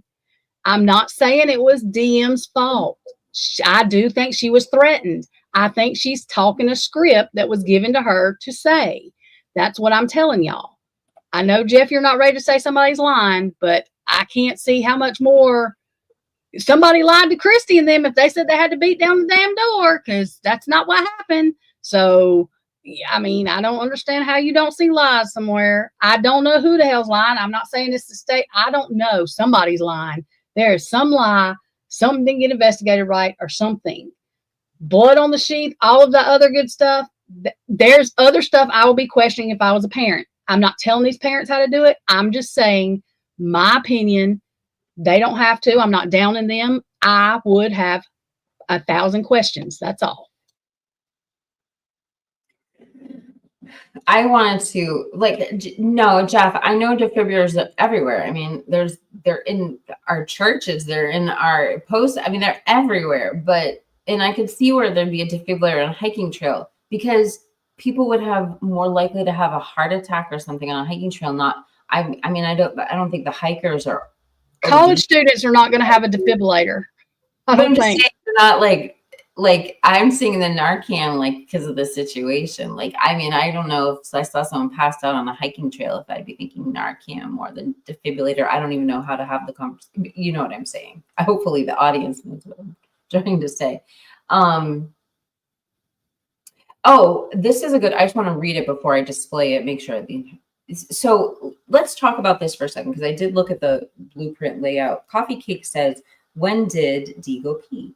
The entire night. She didn't have to use the facilities. That's the most odd thing to me. Now, I thought the same thing too before we got the absolute confirmation she went to the first floor. I looked, Jeff, you can answer the question for us without me pulling up the virtual tour, but my impression was that there was a bathroom on the first floor, right? Is there a bathroom on the first floor? I mean, my understanding is there's a bathroom on the first floor, but if not, yeah, I mean, obviously they would have had to go on the second floor. Trisha, there's a bathroom on the first floor, right? Yeah, I would think so. There's a bathroom on each floor. Yeah. He said, yeah, and there's a shower too on the first floor. Yeah, so Bethany, because each floor had their own things, because there was a bathroom upstairs where Maddie was, a bathroom on Xana and them's floor, and a bathroom on Bethany's floor. Yeah.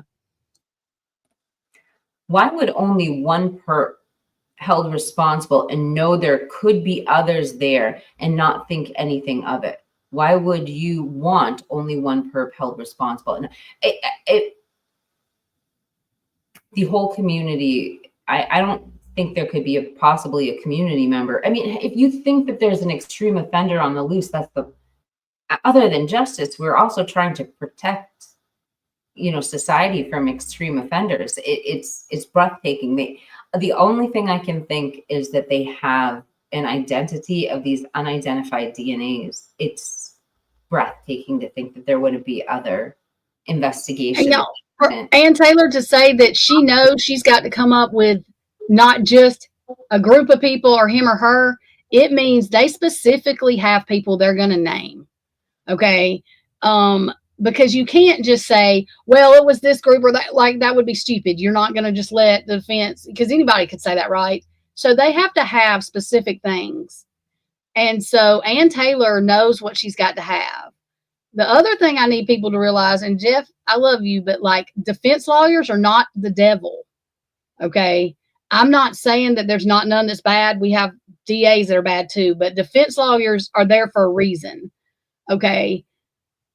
I don't agree with everything Ann Taylor's done, nor will I ever, because Jeff has told me that I worship her or worship Ray, and I do not.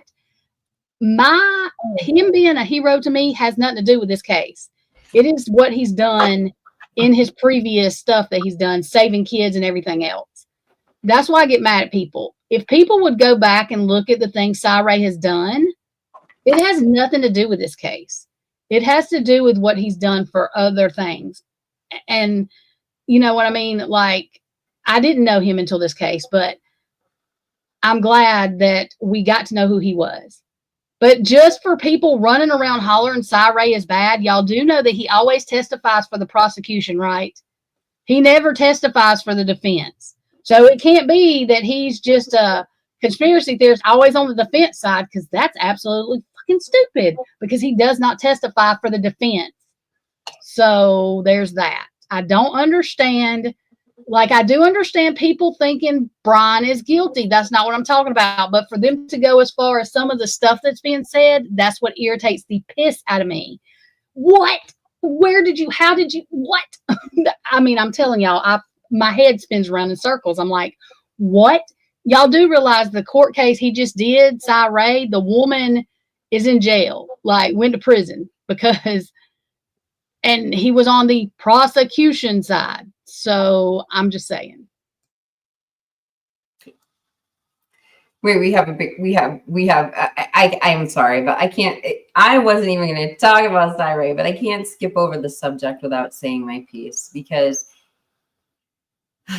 you know, I watched that whole hearing, and the only thing that just kept repeating in my head like a record was the judge saying that Ray's affidavit was conspiracy theory. And, you know, I've listened to the clip over and over again, and I don't know if he's just referencing the part about the sourcing of the FBI or the part about Ashley Jennings, or if the judge is implying that it's the scope of his testimony. But that's the entire problem, is it's not clarified what that excited utterance was applied to. But either way, because it wasn't clarified, or even because it was said, I don't know how that's not prejudicial to a future jury.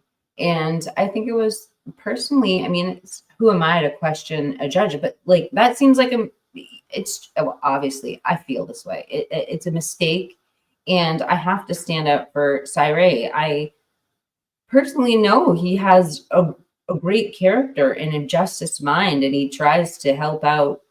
You know, he tries to help out people. He cares about people. And his character doesn't need to be spoken by me. I mean, who cares what I think? Look at the 100 cases that he's been testifying for. 100 people had nearly 100 people had convictions using his science.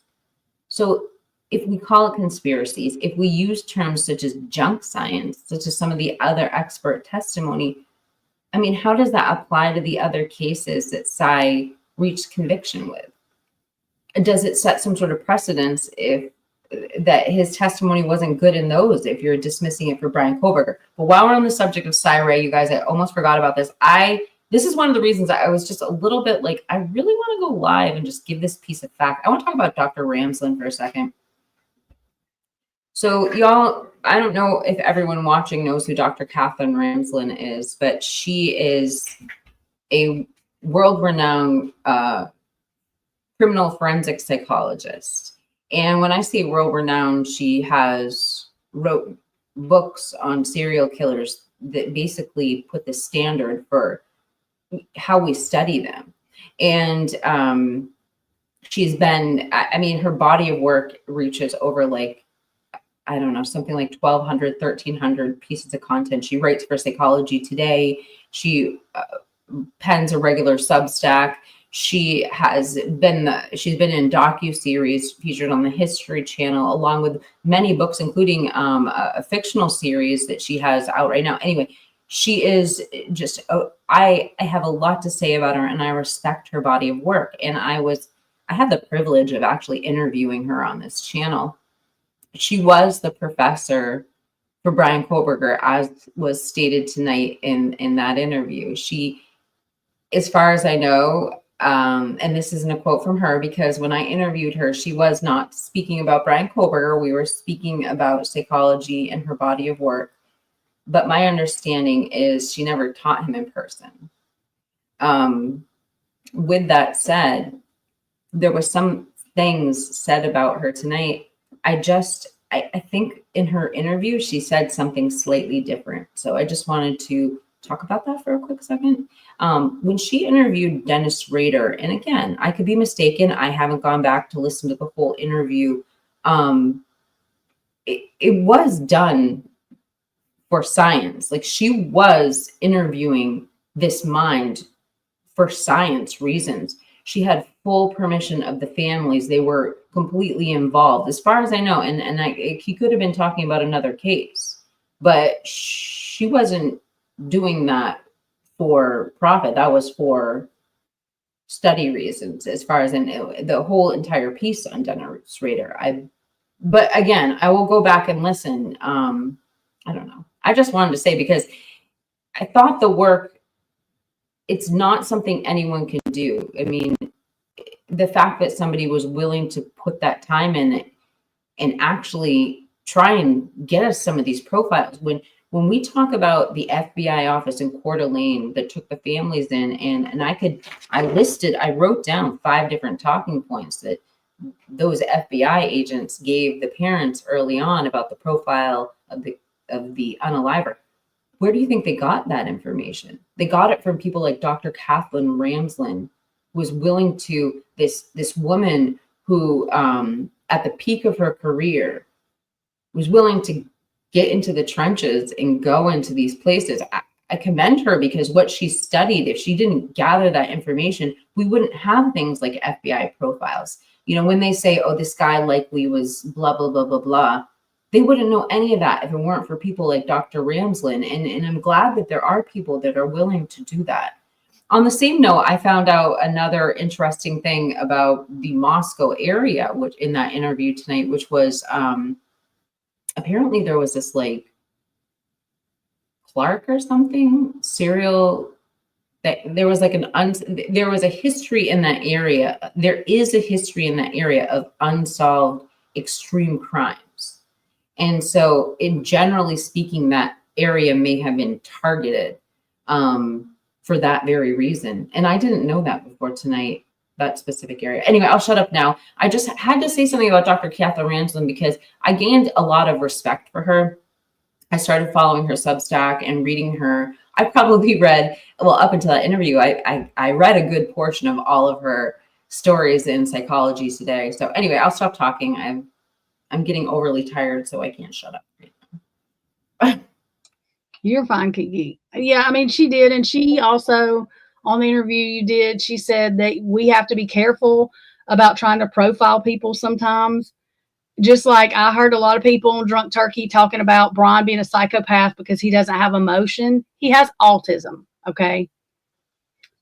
Any other time that somebody was saying that about somebody who had autism, you would have these people like ready to go to war. Because this is where I get upset. I'm not taking up for Brian. I don't care who was sitting in the defendant's chair right now. It would be this way. He does not have emotion. The state has even admitted that they can't call him a psychopath. Okay. He doesn't show emotion. And I don't know if you've ever been around somebody who has autism. I have, because he has autism. And that's the whole reason Ann Taylor and Massoff wanted to present that to the jury. Those comments right there in Drunk Turkey's chat is the reason why. Because people are, I'm scared of him. He looks scary. I know he did it. What? That's not justice. You don't just look at somebody and know they did something, especially knowing, and a lot of them may not even know, that he has Alzheimer's. I'm not saying I don't take up for Brian. What I'm saying is I'm trying to explain to people in a way they're understanding that I'm not doing this because I am in love with Brian. I don't know Brian. I'm not in love with any guy. I would rather take myself out. Okay. But, it's not worth it. But anyways, the issue is he has autism. He's had it since he's been a younger kid. That's not an excuse. If he did this crime, that doesn't mean he shouldn't be punished. This is why I'm having to explain this, because people take what people say and make it whatever they want to.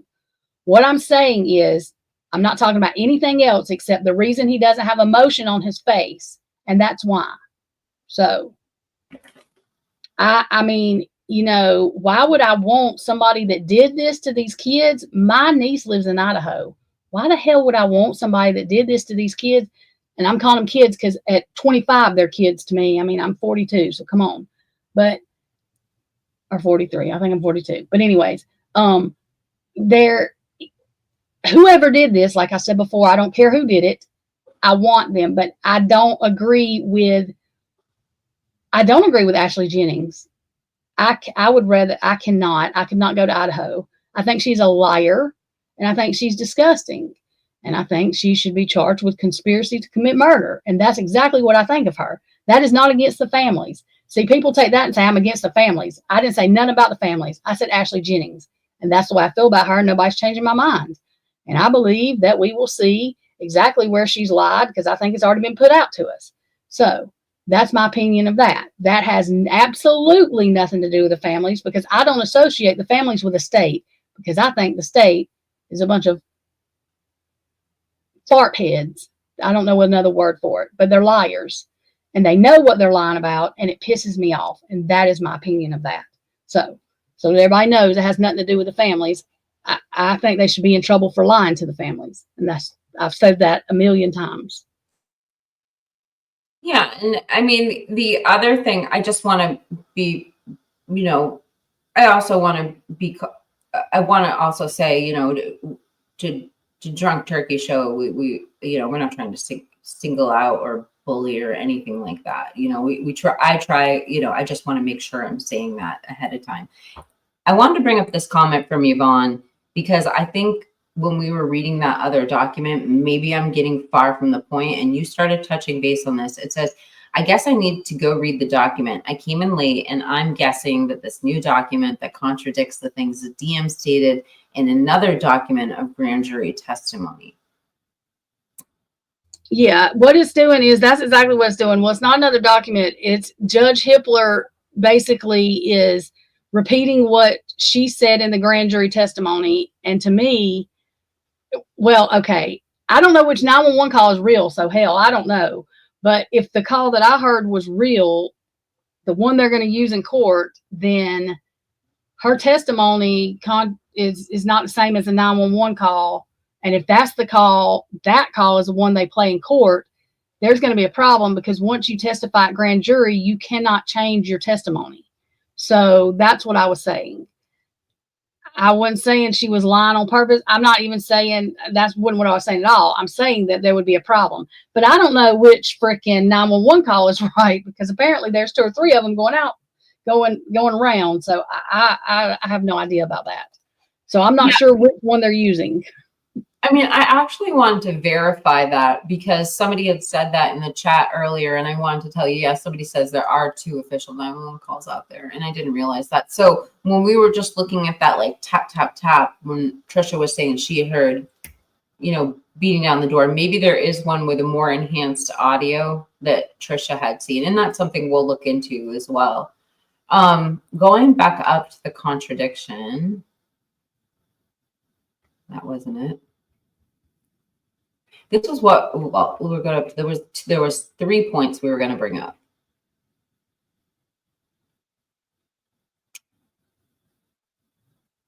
Is this what it was? Okay. BF testified of her recollection of the contents of these 2 phone calls before the grand jury. However, DM could not recall specifics about what was said. The type was This is her. We got Jenna stated, bro, do you guys need me to come over? And this was, I'm just bringing down the notes that we had first wrote down.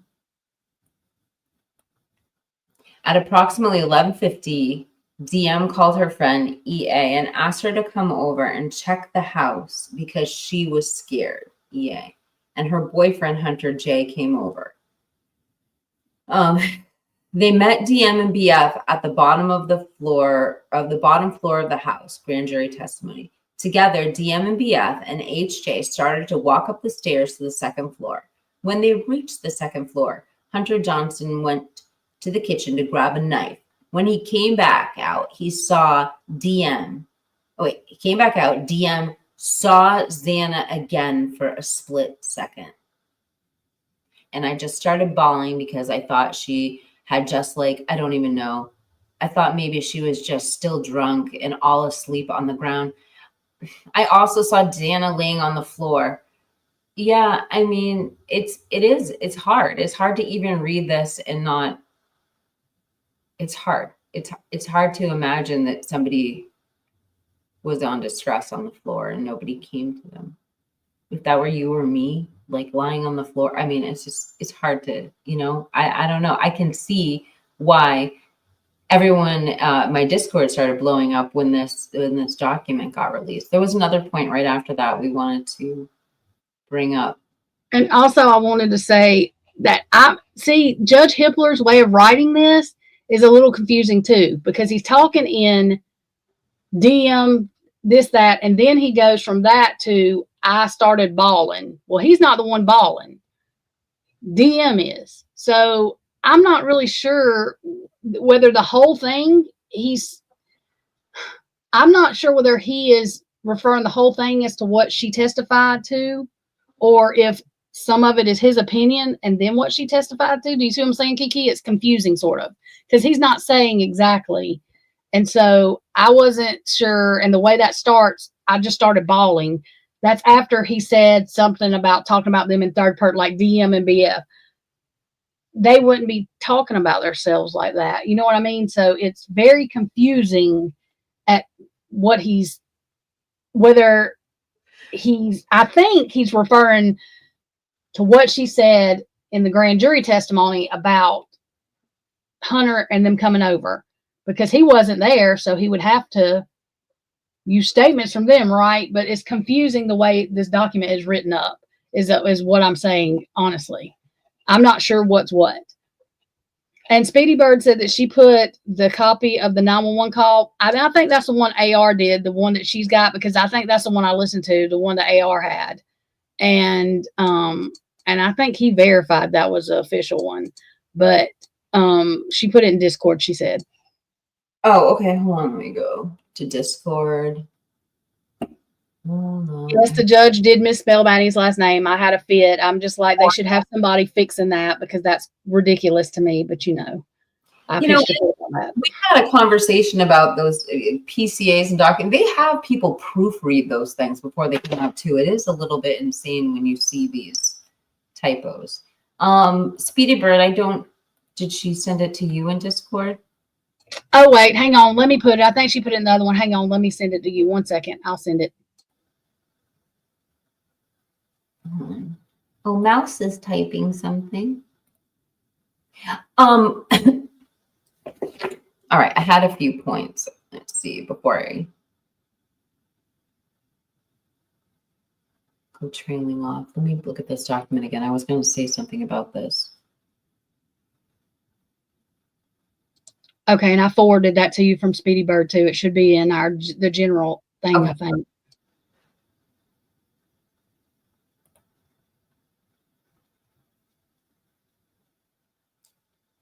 Okay, go into the general chat right now. You put it, oh, there it is. Okay. Oh, this is the other 911 call. Okay, the court TV. I think that's the one AR has, I believe.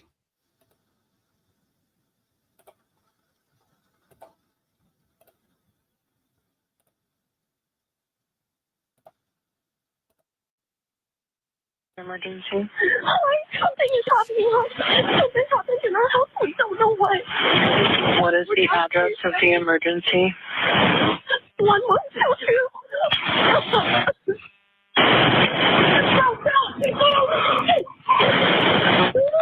What is the rest of the address? Oh, Kings Road. Okay. And is that a house or an apartment? It's a house. Can you repeat the address to make sure that I have it right? I'll talk to you guys. We live at the White, so we're next to them. I need someone to repeat the address for verification. The address, 1122 King Road. And what's the phone number that you're calling from? What's your phone number? And tell me exactly what's going on. One of the roommates has passed out, and she was drunk last night and she's not waking up. Okay. Oh, and they saw some man in their house last night. Yeah. And are you with the patient? Okay, I need someone to keep the phone, stop passing it around. Can I just tell you what happened pretty much?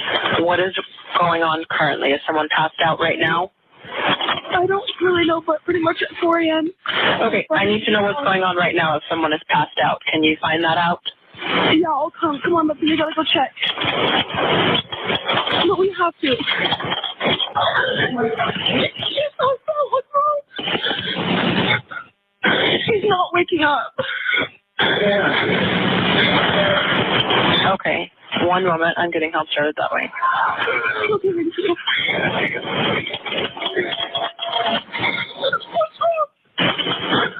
That right there. Right there.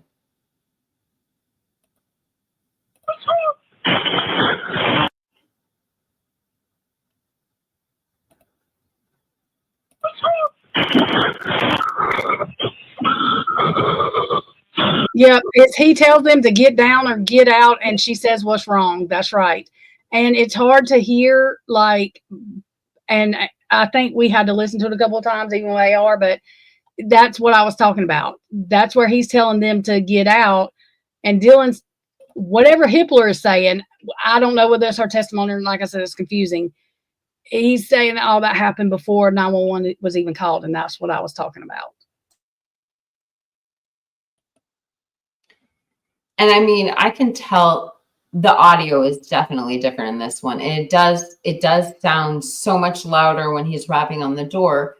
I also notice like the heavy breathing like takes over right as that sound happens. So it could also be that a lot of that amplifies, maybe looked like it was prolonged. But it did like sound like there were a couple extra raps on the door in this version. And I bet this is the one that you heard originally. But I don't know. I don't know how much longer I can go. It's like almost 2 a.m. here. Oh yes, it's 2 a.m. We might have to do some more tomorrow, because I know Jesse just said, who was it? Jesse 316 said, ladies, you should probably read the motion on vague and undisclosed testimony because it's fire. I replied back and said, Jesse, I'm scared too. I probably will tonight, and we'll discuss it tomorrow. If Kiki wants me to come on her panel, I don't have to. And I was yelling earlier for the person that said I was yelling, yes, because I'm screaming, can you hear me in the back yet? There's something wrong with this. Because I am very passionate about these 4 that are gone, because there's absolutely nothing they could have done. Whatever mistakes they made, I don't give a crap what they ever did. Nobody deserves that. The person that took them out was not their higher power, was not the one that created their life. They should not have taken anybody out like that. And so I am very, very passionate about this not just being thrown around and acted and the way it's going, the way I feel it's going, and this stuff being put out like it's nothing, because this is these kids' lives.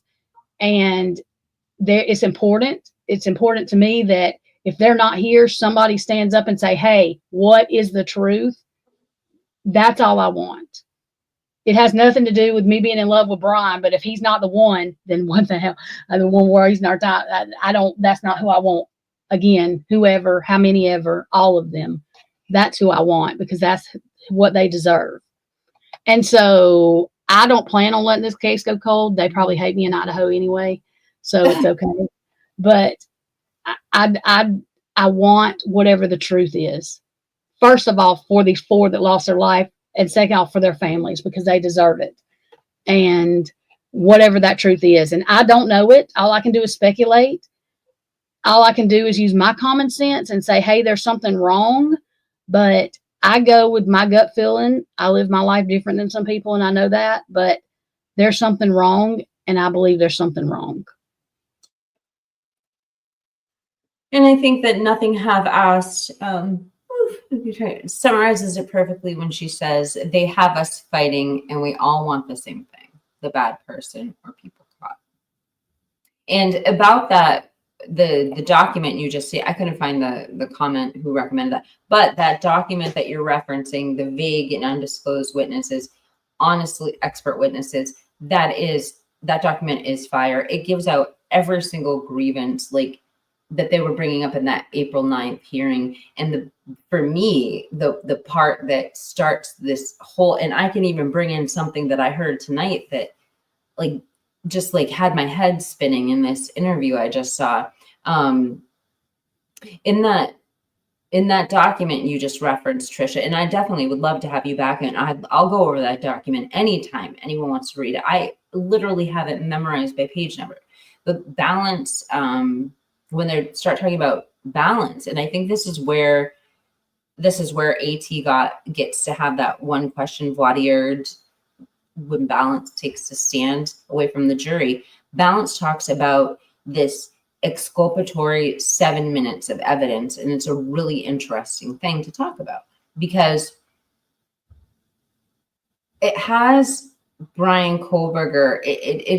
I don't know if that part has been mapped, but this part they're claiming is exculpatory. And essentially how I'm seeing it is it's placing him in a different place 7 minutes away.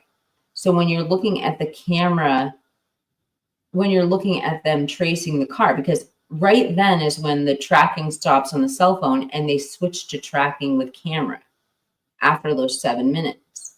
And if he is somewhere else in those 7 minutes, then whatever car they would have been tracking after that would have been a different car.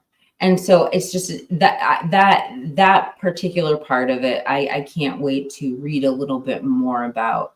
And but yeah, it is a fire document. It's hours of conversation.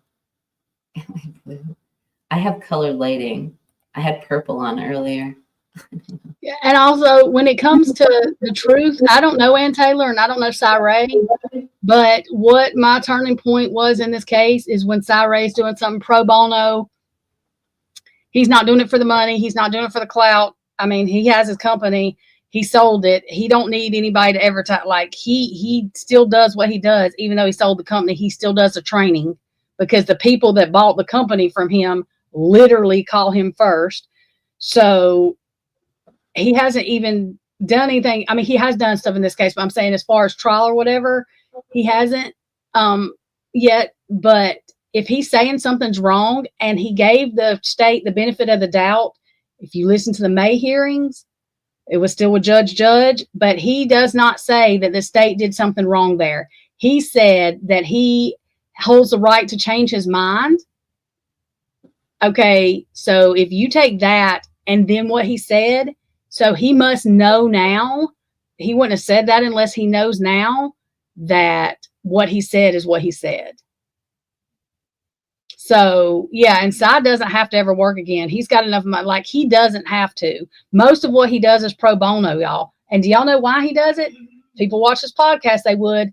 That way, he's not held to anybody's standard, and he's not going with anybody's narrative. He's going to get up there and tell the truth. And that is what he wants to do. He does what he does because he has a passion to do it. And that has nothing to do with Brian Kohlberger. He don't talk to Brian Kohlberger. If y'all listen to this podcast, he didn't talk about that. He says he don't talk to any of the people like he doesn't try to. He doesn't want to. That's not what he's trying to do. He don't want to hear their side. He wants the facts. He wants the paper. He wants the analysis that he does. That's what he wants. He's not a lawyer. He's not any of that. He don't want to hear their alibi. He don't want to hear none of that. He wants the damn stuff he needs to prove what he does. And he is an expert and has to be an expert because he created the shit. So there can't be any stuttering over that or anything. I do not think that he would be standing here doing what he's doing if he thought anything except he said what he said. And that's just the way I feel about that with Cyree. People can tell me that I'm sitting in his lap doing whatever they want to say. I don't care. I do not care. But when we're talking about officers, if we want to say that we think Brett Payne is credible and all this great hero, and then you think Cyree is nobody, you've got a freaking problem if you ask me, and that's my opinion. But you better get your shit together and tell me what the hell Brett Payne and even the other one, Mallory's done, and compare it to what Cyree's done, not by just Googling it to see what one judge said, which that judge is questionable. Go and look at his podcast, and then he tells you to look up what he's done and let that speak for itself. He doesn't talk about people. He won't even defend himself. He told us, because I sent him an email that was 2 pages long because I was pissed. His wife gets mad too, but he says he don't care what anybody says about him. He says what he says, and what he does speaks for who he is. So, and the thing is Cyree can be wrong, and he's told us where he's been wrong before. But I don't think Cyree's wrong. Not getting something notarized the way he did, not with all this, and not knowing what we know about the timing advanced records that they had those. Cyree's not wrong. He dropped names, but he dropped names, y'all. Names. That could be like, yeah. No, I don't think he's wrong. I'm not saying he's never wrong. I'm not saying he's perfect, because that would be stupid. Who is always right? Nobody's perfect. But I'm saying that he dropped names. He said that he could give proof to it. And I'm just going to go with that. Yeah. Well, I mean, I want to speak just like a little bit about on like questioning Cyree's work. So, and I learned what I know about the scope of his work from his podcast too, which is Socialite Crime Club, if you guys want to visit it. But with the program that he used, same as in Brian Koberger's case, just to give you an example of how this process works. So like say Cy gives some testimony and they want to call an expert in to dismiss Cy's testimony. This is how it would work. It's a peer review thing. There is nothing to, as far as I can tell, debate. It's not like that. The software itself, like it's a 40-hour program to certify someone with this program that Cy teaches, not only just your basic law enforcement, but I mean, every 3-letter agency in our country. And he has contacts and working contacts with all these people right presently now. And in this 40-hour course, 3 hours of the course teach you how to use the software, which he designed.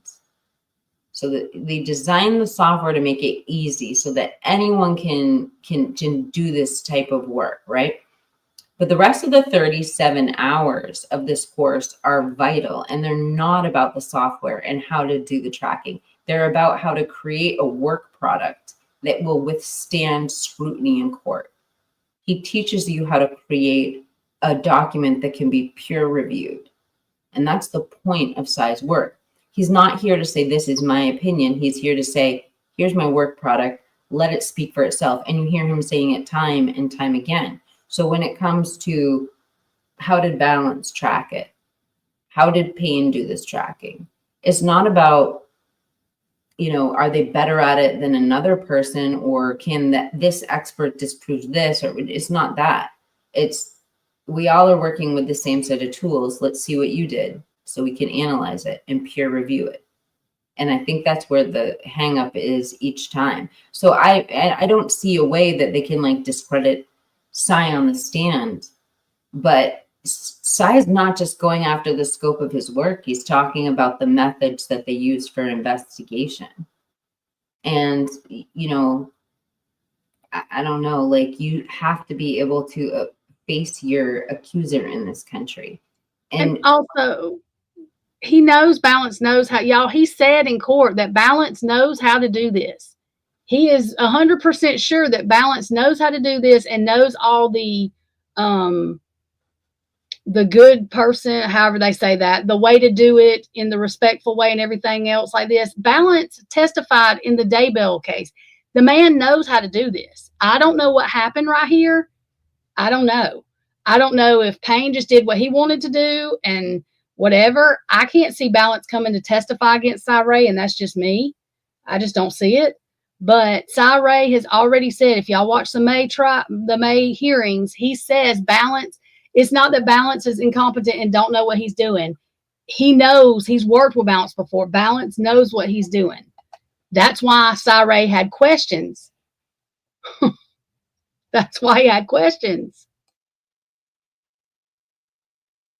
Hold on. The map that was created for probable cause affidavit was made with junk data that can't be reproduced with the recovery data the defense has, which is what the defense keeps objecting to. And those maps that we saw in the PCA, I mean, they might be referring to the work product, but the maps we saw in the PCA, that was just a guess. They were just drawing the map. It had nothing to do, as far as I know, with any sort of cell phone tracking. It was a suggested route, which makes it even more, I don't know. The PCA is meant to tell a story. I don't know enough to say whether it was, I mean, it feels like if you're going to give a map, you're saying this is where we have documentation of this person being. AZ, we don't know that Balance. I'm not going to say, okay, there's two different scenarios with this with me, or three different. One, the FBI don't really put their career on the line too much because they can do what they want to do. Okay, that's one. Two, he may not, Payne may have made this map with and not did what Balance told him to do. We don't know. We haven't heard from Balance. All we know is what Cy's saying is what Balance is saying is not making sense. So we haven't heard from Balance. And the thing is, the state didn't cross Cy either. So, and when I say cross, that was in May when he wasn't even saying anything bad about the state. He was just saying we need the information. I could change my mind and say the state's exactly right, the car, whatever. So I don't know. We don't know. We haven't heard from Balance. So we don't know what, I'm not going to say he put his career on the line or they didn't change something. All I know is they were supposedly in the same office. So the map was completely black. You could barely see it. So I don't know. And then Mallory didn't find something until the day before. It's all weird. So I don't know who did what. That's what I'm saying. I'm not, somebody somewhere is doing something screwy somewhere. That's all I know. Well, I'll tell you what's screwy about this. When we talk about Balance, you just, like, I mean, I don't know. I don't know the answer to the question, you know, because I don't know why Cy would put his career on the line either, to the point where a judge sits on a bench and calls some of his testimony conspiracy theory. It's certainly like we can't differentiate between which one and their character. But on the note of Balance, why, and to read AZ's comment out loud, why would Balance put his career on the line by lying? I want to just turn everybody's attention to one moment, which we still haven't had any sort of resolution to, which was Payne sworn in, testifying on the stand in 2023. And they started asking him about the tracking and doing a drive test. And they started asking questions about how he gave and received information from Nick Balance, special agent to the FBI. And all of a sudden, Ann Taylor says, "May I approach the bench?" And she handed over a series of documents. And she said, "Do you recognize these? These are the text messages from FBI Special Agent Nick Balance. I don't want to admit these into evidence. Do you recall this?" And he said, "No," right? So whatever those text messages said, you know, it's almost beside the point. And though I'd really like to know for purposes of what the heck is going on. My point is this: how did Ann Taylor get her hands on those text messages? I mean, think about it. It was emails, and I think they turned them over, and that's what she was talking about with. And yes, Cy did say something about Ashley, but Ashley didn't make the map. What we have to remember is they literally have the emails where Balance, I think it was Balance, told Mallory or whoever was getting the warrant that the FBI, he was told by the FBI man, now I can't remember the man's name that side dropped, but that man, that he could get the time in advance records, that she needed to write the warrant specifically. Y'all, they have email back and forth to where Ashley responded to it, to where Mallory, to where Balance, they were all talking about it. And then Ashley said she couldn't get it. Boyd Jackson, that's right. That's a lie. And she told on herself, because in the freaking emails that Ann Taylor has that they were putting back and forth to each other, the FBI agent told Mallory or Payne or both of them or whichever one to make sure the warrant was written about the timing advance records because they could get them. So that's what people are missing. Like, Ann's not just saying that. She's got proof. She's got the freaking emails. Like, I don't understand where people's not understanding that. Then she testifies they couldn't get them, but literally, it's not just about whether she had BKs. She said they couldn't get them at all. Well, that's contradictory to the emails that was going back and forth. I mean, that's the thing that people are missing. And a lot of people don't watch the hearings, and a lot of people don't read the documents, and I've learned that. They just go by what Nancy Gray says or what they hear on mainstream, and that's why they don't know what's going on. But you have to listen to these hearings, and we've listened to them more than once to be able to catch everything, because you don't catch everything. It's so much. Oh, and that's the truth. And, you know, and as far as what Speedy Bird says, I think Balance gave Ann Taylor the text messages. I'm hoping, you know, the part that gets me about that every single time is there's got to be a reason. And I don't know what that reason could be. It feels like the appearance of how that happened, it felt like a misconduct issue, especially that early on, where there could have been like some sort of Brady Giglio or Frank's hearing or something like that. But it is interesting for one specific fact, which is this FBI agent had spent 6 weeks, you know, trying to find this killer, building a case against Brian Kohberger, and all to then turn his text messages over to the defense attorney. Like, he's not required to do that. I mean, from what we've looked into, it would take a subpoena. It would take, I mean, you would have to have a really, really good reason. So it wasn't somebody within a chain of text. That's what she said.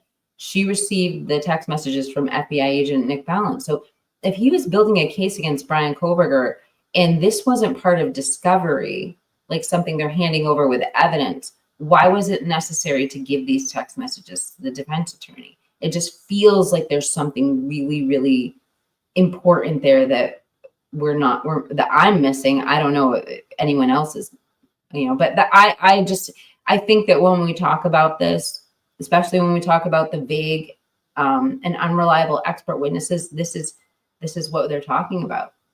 And I mean, I don't know what to say. And at that point, he still didn't have didn't have all the data he needed to complete his work. So I feel like there was another point I wanted to debunk that we heard. Oh, well, I don't know. You go on, Trisha. And I really do got to get off the live stream. I'm like, yes, we can be done this tonight. But also, y'all, there's something with the certification. And I caught this the last time, and I'm going to say this and I'm done with it. I think, and I could be wrong, y'all can tell me, and I'm sure y'all will, that what's being said about that man that certified the stuff is Cy Ray talked, when he called AT&T, they had that man and a lawyer for AT&T saying that he would never testify to that. So what I get from that is he didn't sign the certification saying that he certified that. It was basically he's saying Jennings did that, and he didn't know. Either he's saying that or he's saying that he signed the shit, but he will testify that he didn't. One of the two, because if you listen to what Ann is saying when she's talking about that, she's saying that man is saying that, or Cy Ray, sorry, that he will not, in Cy Ray's affidavit is saying that man, that certification thing for AT&T, whatever the hell that was, Cy Ray is saying that man saying that he would not testify that he certified any of that. So there's a problem with that. So that either means that he did it and he will testify that he didn't do it because he shouldn't have, or that somebody signed his name. That's the only two things I could get out of that. Thank you. I mean, he said he's not the one that would sign those documents. So he's saying his name shouldn't even be on them. That's right, Rolo. That's what it was said. So his name shouldn't even be on them. So who the hell signed how did his name get on them? That's the thing. And people are missing the important stuff. The man literally was on the phone with Cy Ray saying, and I don't think Cy Ray would lie about it. I'm sure he has proof of that, with AT&T's attorney. They don't just give their attorney on the phone for no reason, to say he's not even the one that would be able to certify that. That's what it was. So why is his name on it? It's weird. There's something wrong with that. And just to maybe even wrap up this whole conversation with this interesting comment by Jesse 316, bringing up Celebrate. And I didn't know this, but they testified. There's some information being testified in the Karen Reed trial. So I will look into that. But this is an interesting point. And I want to bring this up because we started hearing from the beginning regarding metadata and talking about what the metadata in Brian Koberger's phone might tell us, because it should be even quicker and easier to get an exact location on a phone using the metadata, which would be found in the Celebrate warrants. If I'm not mistaken, I'm obviously, don't have a background in obviously in law. And if they have, my point is this, what's up with the meta freaking data? We heard from the beginning, the metadata will override anything that we're hearing now, but Cy is going to testify. Cy's going to testify about where Brian was and the movements of his phone, something that we should have had cleared up with the metadata, the Celebrate metadata, but it's not. So obviously there's something up with this metadata, whether it's interpretation. I don't know what it is, but why are we even questioning this? Why is Cy even required to take the stand if that phone has a GPS that can say exactly where it was and exactly how fast it was moving? It takes me back, and I don't know, when we go with alternative suspect or whatever it is, I just don't get this part. I don't know how it's even not up for debate. You know what I mean? Where Brian Koberger was, if we have the Celebrate warrant. But I'll have to check out the Karen Reed case and see how that's being applied to her case, and maybe that answers some questions. But I just thought that was interesting, and I kind of wanted to bring that up before we left. She said Cy uses metadata to back up his location and tower data. I mean, I know there's some like metadata attached to probably what he's looking at. But like the gyroscopes and the magnetometers and like the GPS signals to all of your apps and the things that tell you your inertia, and did it get messed with in some capacity at some point by somebody? That's what I'm getting at. And I'm not saying that it was law enforcement, it could be a perpetrator, it could be another person. Like, I don't know, but why does the GPS not clear some of this up? I don't know. Wait, Cy has the virgin data, state provided altered ones. And I think that's what people are going to get at. If you have an alternative suspect theory, if you're saying your client is innocent, then by nature, you're going with an alternative suspect theory. And if somebody else is in jail, what does that alternative suspect do? Find a way to put somebody else responsible for the crime. And those are the things that you think of. I challenge people to this. All the people that say Brian's guilty, that say all this crazy stuff, say, just wait till trial. So I challenge y'all to this. Wait till trial. Wait till Cy Ray explains the handoff data and how that works, which literally tracks the car Or, well, okay, they have married Brian Koberger. I thought they were stupid ever since they come out, told what the man did, and then said that he had his card and his phone. I thought that was the stupidest thing they could have ever said from the get, but whatever. So they've married him to this car and this phone. What Ray is going to do is literally the handoff data tells you when he switches from towers, when the car is moving. Ann Taylor has already testified that that car was never sitting anywhere near 1122 that night or any time, but especially that night.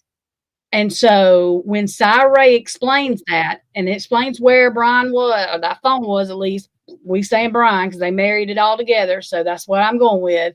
When Ray does that and shows the handoff data as to how that car didn't stop, and this is where he was, and this is the tower and everything else, then I want people to talk about it. That's all I'm saying. And I've listened to him testify about handoff data before.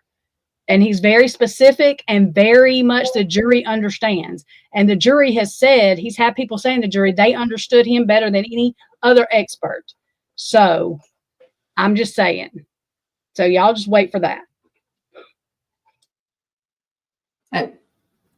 No doubt. And I mean, somebody can, we've seen it in so many trials, and it can be a witness who takes that stand. And when they start talking, the jury relates to them, and the jury is listening to every word they have to say. And then Robo is making a comment regarding the Celebrate data. I know a little bit about it, so I wanted to speak on this one. He said a different topic to add their data and lets them edit the rest of it out. You know, I've listened to this subject so much. I don't know which, as far as I know, with the metadata, like in order to manipulate it, the only option is overwriting it. So there's nothing there. Like, I don't even know. I mean, I guess maybe adding to something is possible, but you can't change that metadata. You can only overwrite it. That's what makes it such impressive evidence. And then we have new comments. You know, Trisha, though, oh my gosh, I could keep going with the comments, but I really do got to end for the night. I want to take a moment and just tell my audience, if you enjoy listening to Trisha talk, she has an amazing channel, Echoes of Clarity. She devotes all of her content pretty much to Idaho 4. And so if you enjoy following this case, I just highly recommend you go visit Trisha's channel, give her a like and give her a sub, and please let her know that we sent you there when you do. I guarantee you'll love her channel. So especially if you heard she speaks her mind, and she speaks her truth always, and she doesn't let anybody persuade her. So I just want to say that piece. I also want to take a moment to thank my live chat. I have seen so many, this chat has been so active, and I feel so guilty because the comments are have so much substance, and we could honestly go on for another 2 hour reading these comments. I have 25 starred comments. I've gotten to like 3 of them. But I will say your comments don't fall on deaf ears. I go back and I listen and read all of them, and we just appreciate that. I also want to thank my mods. This was a really last minute live stream, and just the fact that I had you guys here in the chat watching over us and keeping it clean, because, you know, we know emotions are really high tonight. So just thank you so much to my mods and my live chat. And lastly, I just want to take a moment to thank the viewers. Trisha and I both know that a channel is just a channel. It's not really me or her. It's just a channel. A channel is a group of people. So we know that we are nothing without you, the viewer, and we just are so grateful. There's a lot of places, there's a lot of live streams, and we're so grateful that you welcomed us into your homes tonight to listen to what we had to say. So with that, Trisha, do you want to tell any of the folks what you're up to this week on YouTube before we go? Well, I haven't, y'all. I never make plans, but I've done a couple of readings. If you're not into tarot, that's why I do the live stuff, because I don't just always, it's not always about that. But I do have a reading that's going to come out in the morning, and I have a couple that come out, I think, last week. But I will probably do another live on these documents.